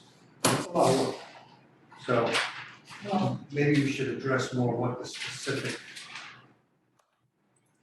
areas are. Yeah, I think you could certainly take any of the more recently adopted bylaws and just put them aside. Because if we just adopted them and town meeting approved them, I don't know what we're doing there, other than perhaps changing a he to a she to a they to a, but I think most of the bylaws recently written have, yeah, they usually are. I may not have actually. Well, there's a list that you can go through and you'll see when it was adopted, and it's clear some of these things, like the sign bylaw, was that a zoning bylaw, was that a general bylaw? Yeah, I think the more current ones were, Yeah, I don't think there's been a ton. so how about this, it's dormant, so we need to populate it, we have a charge, we look at the charge, make sure it makes sense. And I don't have that, I don't really. Yeah, there's no charge. There isn't a charge at all. Or is it an old one? Well, I would assume there is one. There has to be. Yeah, so look at the current one, populate it, and then direct them to start with the recommendations from the Charter Commission. Because those are the things that really arose, that's what's sparking all this, right? Like, oh, yeah, we really should think about. Are they related to one thing contradicts the other, or just language? It's more things like, we would talk, I don't know if this is the right example, we'll talk, we spend a lot of time talking about what's the school's responsibility, what's the facility's responsibility, how are we gonna do that? Do we codify it in the charter review? And at the end of the review, at the end of it, you'd say, we need flexibility in this conversation, and you don't wanna put it in stone in the charter, it needs to be in the bylaws because town can adjust it at town meeting. Put it in the charter, it's a whole big thing, and you gotta go to the legislature to change. And there's a whole bunch of Well, it's also a those. big thing if it's written in the bylaws. Yes, but it's And we do have an ability to do policy making versus right, and some bylaw of it writing. were regulations that needed to be looked at, that kind of stuff. But there were I wish I brought a couple for examples, but there were a number of things that I think that all makes didn't sense. rise to that level. Michelle, can you ask Lorraine to get an old charge for, Yeah, I was just gonna point out in your backup, that she put together for the bylaw review committee next steps. In her research, there was no charge that we defined.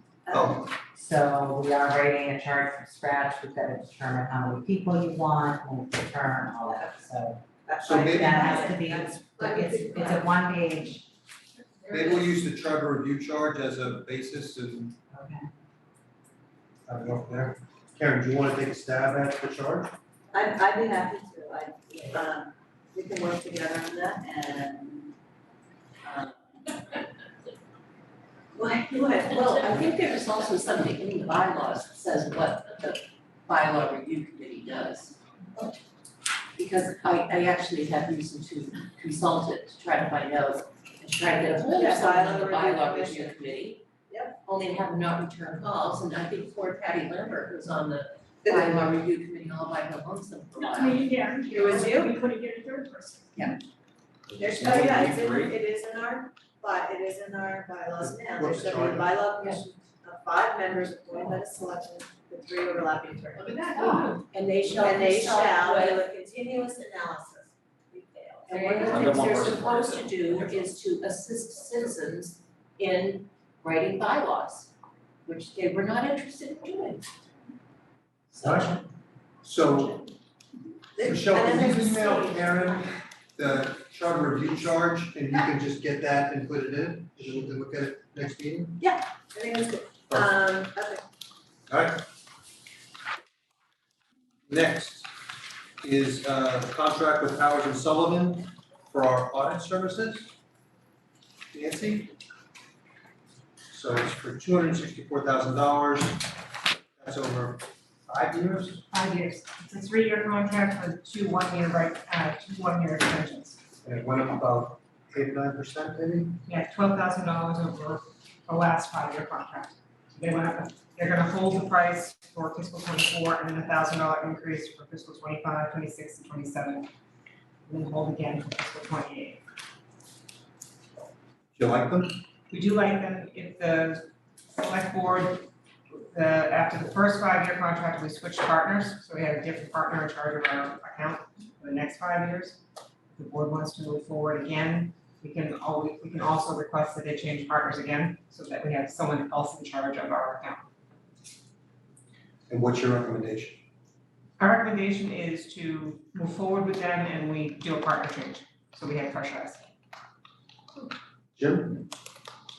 I'm good with Powers and Sullivan and Nancy's suggestion. Any questions? you're not supposed to let the auditor, right?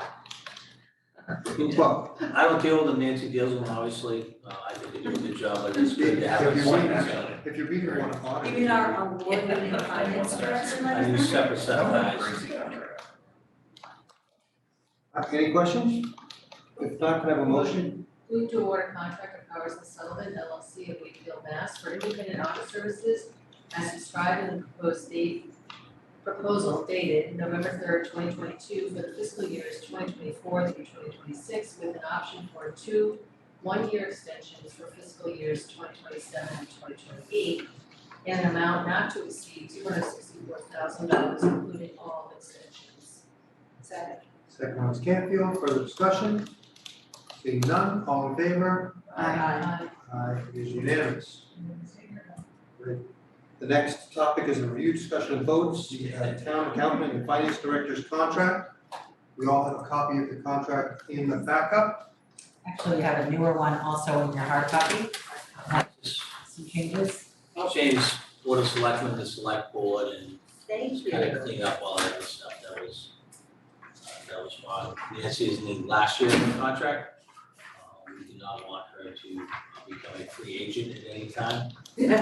So this is a new 3-year contract that basically redoes this year from July 1st and then goes out on 2 years beyond that. Do you like her? We don't want Nancy to go anywhere. We have an agreement that if she's retiring, a 2-week head start.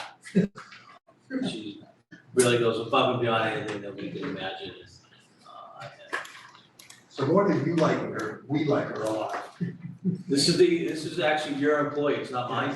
That's why Yeah. it's here. It's, I think, the only employee that, I don't sign a contract with you guys do. So in reviewing the contract itself, all the terms are the same except the base salary is moving to the 143.60. Yeah, and longevity, which was one of the things we changed, went from 800 to 1100. Okay, so that is the new one, okay. And we took out the deferred, the 1% match because it didn't apply to me. Again, town council. Great, well, I know I speak for the board and they can speak for themselves in a second. You're one of the hardest working people I know. You do a great job. You always have accurate, timely answers. Your customer service is spectacular and you really care about the town. And I think we all trust you a lot when we need information from you and we get information from you. So I think you're a huge asset to the town and I fully support this. Feel the blush coming up, thanks. Thank you so much. Anyone else? Yeah, Karen? Yeah, I'd like to say, just as having worked with Nancy as a chair of the board, the CPC, and in other ways, she's not just helpful to this board, she's extremely helpful to the boards and committees that really need her expertise. And never heard a bad word, always heard cooperative, helpful, really gave us the information we needed. I know that when I was on the advisory board, Laura was on it, you were on it, Tony, you were on it at one point. Yeah. The value that you brought to the advisory board, I can't even tell you, it was night and day, night and day. I mean, we would get thrown budgets, literally, the advisory board like that, go ahead. It was truly dreadful. So, and I certainly think that you've had a lot to do with our AA plus bond rating, and that's extremely important. I remember being dismayed to hear the town administrator at the time, 2 administrators ago, and who cares about the bond rating? I'm shocked. And I'm no municipal finance expert. That was shocking. And so thank you, and thank you, Jim, for your leadership, and Pam and the entire creation.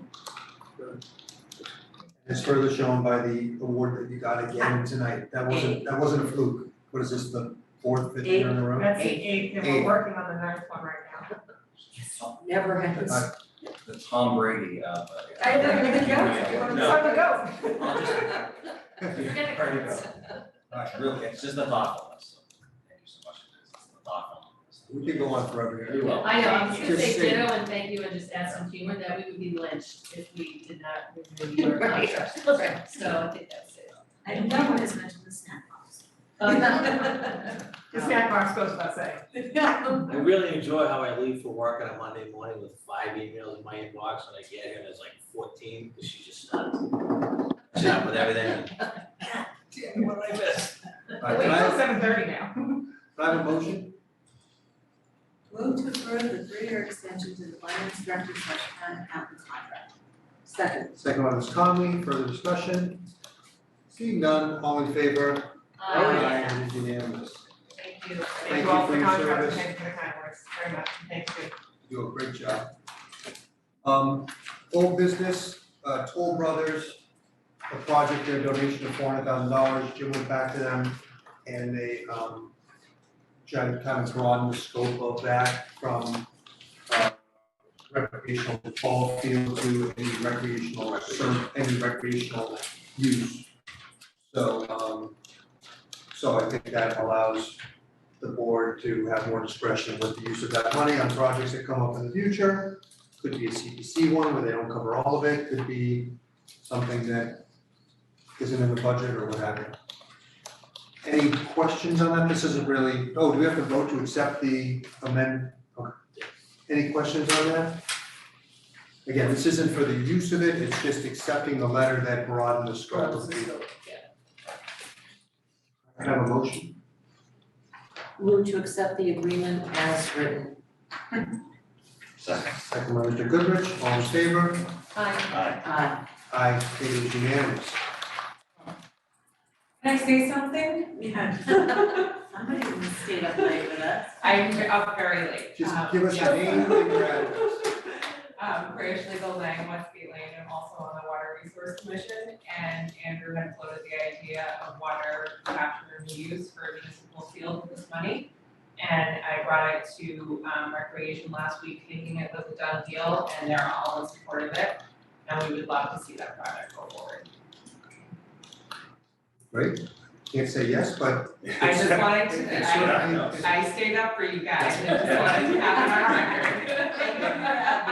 It's a great idea, it's, you know, we're getting away from some grass fields, but, great idea, checks all the boxes, right? I don't know, we have to get some sort of champion behind it to look into it and find out the cost and how to do it, but, you know, maybe one I'm resource. working on it. Yeah. Wonderful to do that, right there.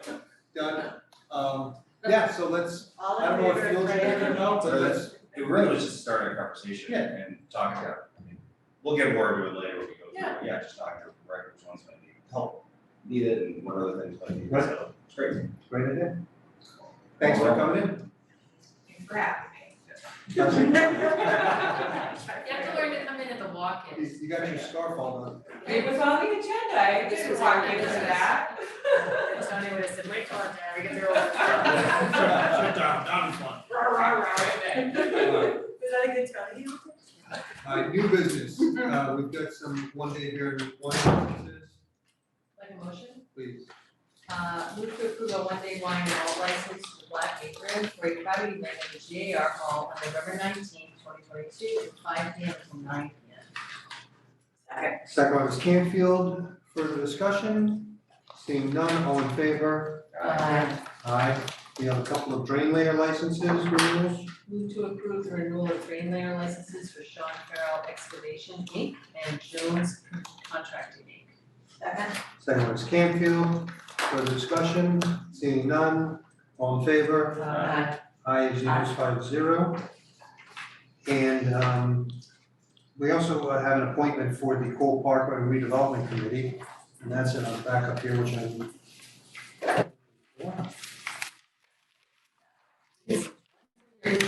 Yeah.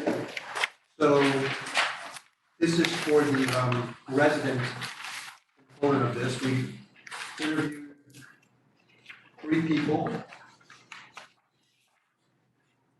Steve Burke, Sherry Critchfield Lyons, and Graham Begur.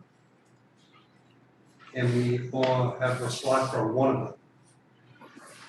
So I'll open it up to discussion in terms of who we think would be the best fit for that committee. All of them live in the harbor. One lives on Front Street, one lives on Youngs Lane, the other on Kent Street. And the one on Kent Street is actually owner of the toy store as well. So,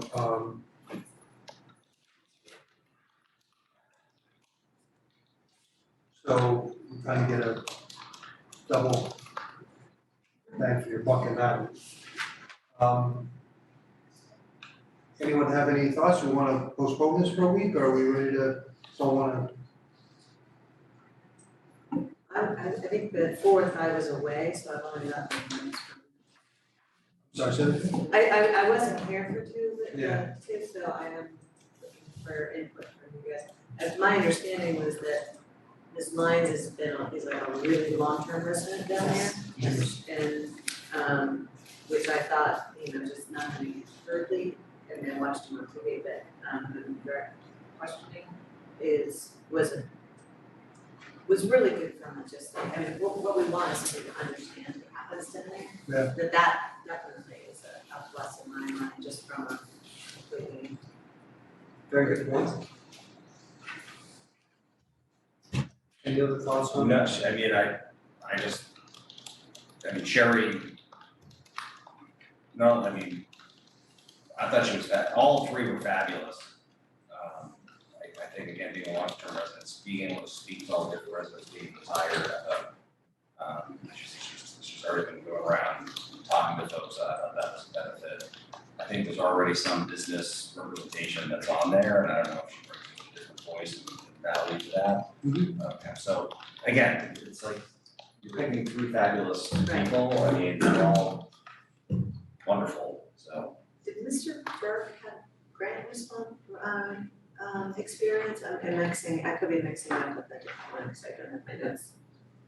I think it's more business, accounting in my mind. She was the former grant writer. She was, okay, I knew there was one, so that's a double. Right. All right, can I have a motion to appoint Ms. Critchfield Lyons? I'll just continue making it. Second. To the Cole Parkway Redevelopment Committee Harbor resident for a term of 3. 2 years. Are they 2 years? You can No. finish. 2 years. Why don't I, move to appoint, Sherry Critchfield Lyons to the Cole Parkway Redevelopment Committee for a term of 2 years until a successor is named and the completion of conflict of interest online training program is completed within 30 days. Second. Second one is Conley, further discussion? Seeing none. All right, all in favor? Aye, and it's unanimous 5-0. Thank you for all the candidates, again. It's a win-win, whoever we pick, we're So many great on people, that, they so, can still participate. yes. And they are open meetings and we would enjoy your feedback. Any liaison reports? I have really quick ones. Yes. The 2 things quick I want to let you know, thanks to Mr. DeGros, the long ago historic markers that were renovated are on the cusp of being reinstalled. because now they'll get DPW folks too, so that's good, there's 3 of those coming back up. But I do wanna let the board know that, I had reported that I'm liaison for Chamber and EDC, as you know, and, there was concern after Heritage Days that there's more that the town could do to support, that it was a missed opportunity, and we had some feedback. So the EDC has been working, with them to try to, come up with some collaborative ways to enhance the, Heritage Days, to bring in more of the historic and other things. As of today, the chamber has indicated to their Heritage Days Committee that they appreciate all ideas, thoughts, suggestions, but they would rather take care of the, and we're free to present them to them, but they're not interested in collaborating with outside groups. They don't want partners. So that is we'll get more of it when EDC comes in at the next meeting about how they think they can pivot to other things that will do what we originally wanted it to do. But the Heritage Days as it stands right now is firmly on with the chamber, and if we want to submit to them suggestions of improvements, they're all for doing that, but they'll take them under advisement independently. There's that. And they pay for everything. In the past, they have been substantially funded by a grant from the EDC. And I'm glad you asked that question. So EDC will also next meeting, be talking about their refurbished grant program that they're gonna sort of professionalize, which will require things like, what's your budget, what are you doing, what's the, they have criteria that they'll have to meet. And I think that will make it more competitive for the chamber to get those funds, I would think. Grant funds? The funds from the EDC, so they don't make any money on Heritage Days. No, sometimes they lose money, so I think And, that's one yeah, of the problems. They've been in the Budgets hole the are last couple of years. runaway budgets and runaway trains. But they have declined additional support from others. Well, I will add that Heritage Days is not, Heritage Days is a town event. So there can be other But that's what the chamber. things that can piggyback the front street events that the chamber runs. Well, that's. But historical does stuff and other people do other things. That's what, the EDC originally brought that conversation to the chamber and said, there's all these other things, you do your thing, we'll do these things, that are in our bailiwick, we'll work together and make it all better. And they have not been inclined to do that, so the chamber, the EDC, they're gonna meet the night before they come to us, they're gonna discuss that, and I presume they're gonna come in and say, here's how we can do those other things better. So they're not gonna abandon making historic, or, maybe sister cities wanna do, a heritage thing separate. Those things they will talk about, they're under their umbrella, and chamber can do what is under their umbrella, which is unfortunate at this point. So, but we will certainly be open to sending in suggestions. And the chamber does a great job, so It's not easy. No. No, it's not easy. Anybody else? I just have one thing, we have 24 applications for the small grant, small repair grant, there's one more on the list that will start reviewing, so I think that's great. Hopefully, well, not all of us, Andrew? Been a fun one. Yeah. Sometime drive through Hatherley to the new crosswalk beautification, there's like different boards working together, beautification found and donated paint.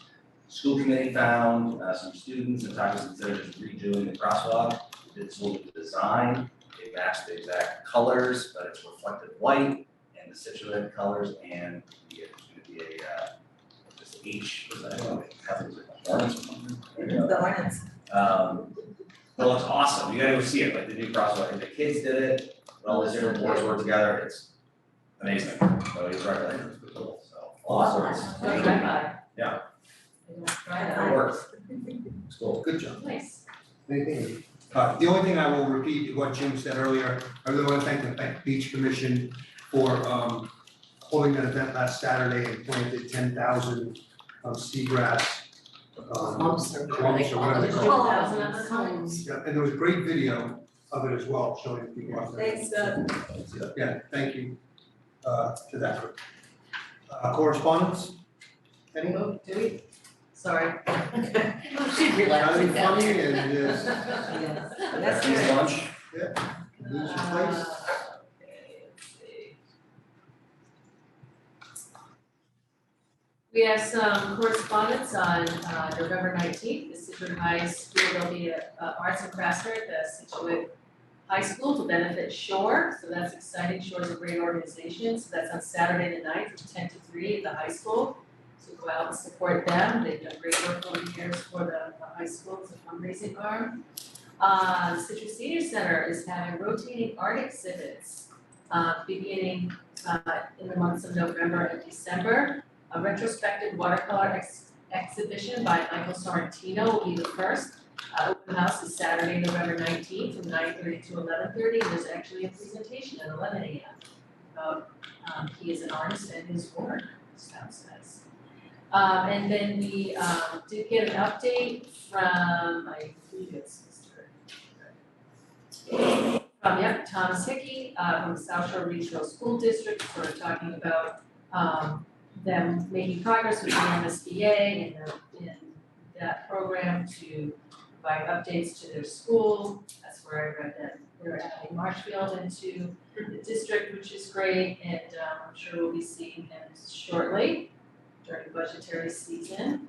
And then on Veterans Day, November 11th, there are a number of activities taking place. The American Legion Post flag, oh my gosh, I can't even talk. American Legion Post flag ceremony at 11 a.m. At the Senior Center. There's a number of initiatives taking place, so that should be the beginning of the meeting. So that's it. Great. And your approval of meeting minutes. Move to accept the minutes of the select board meeting held October 18th, 2022.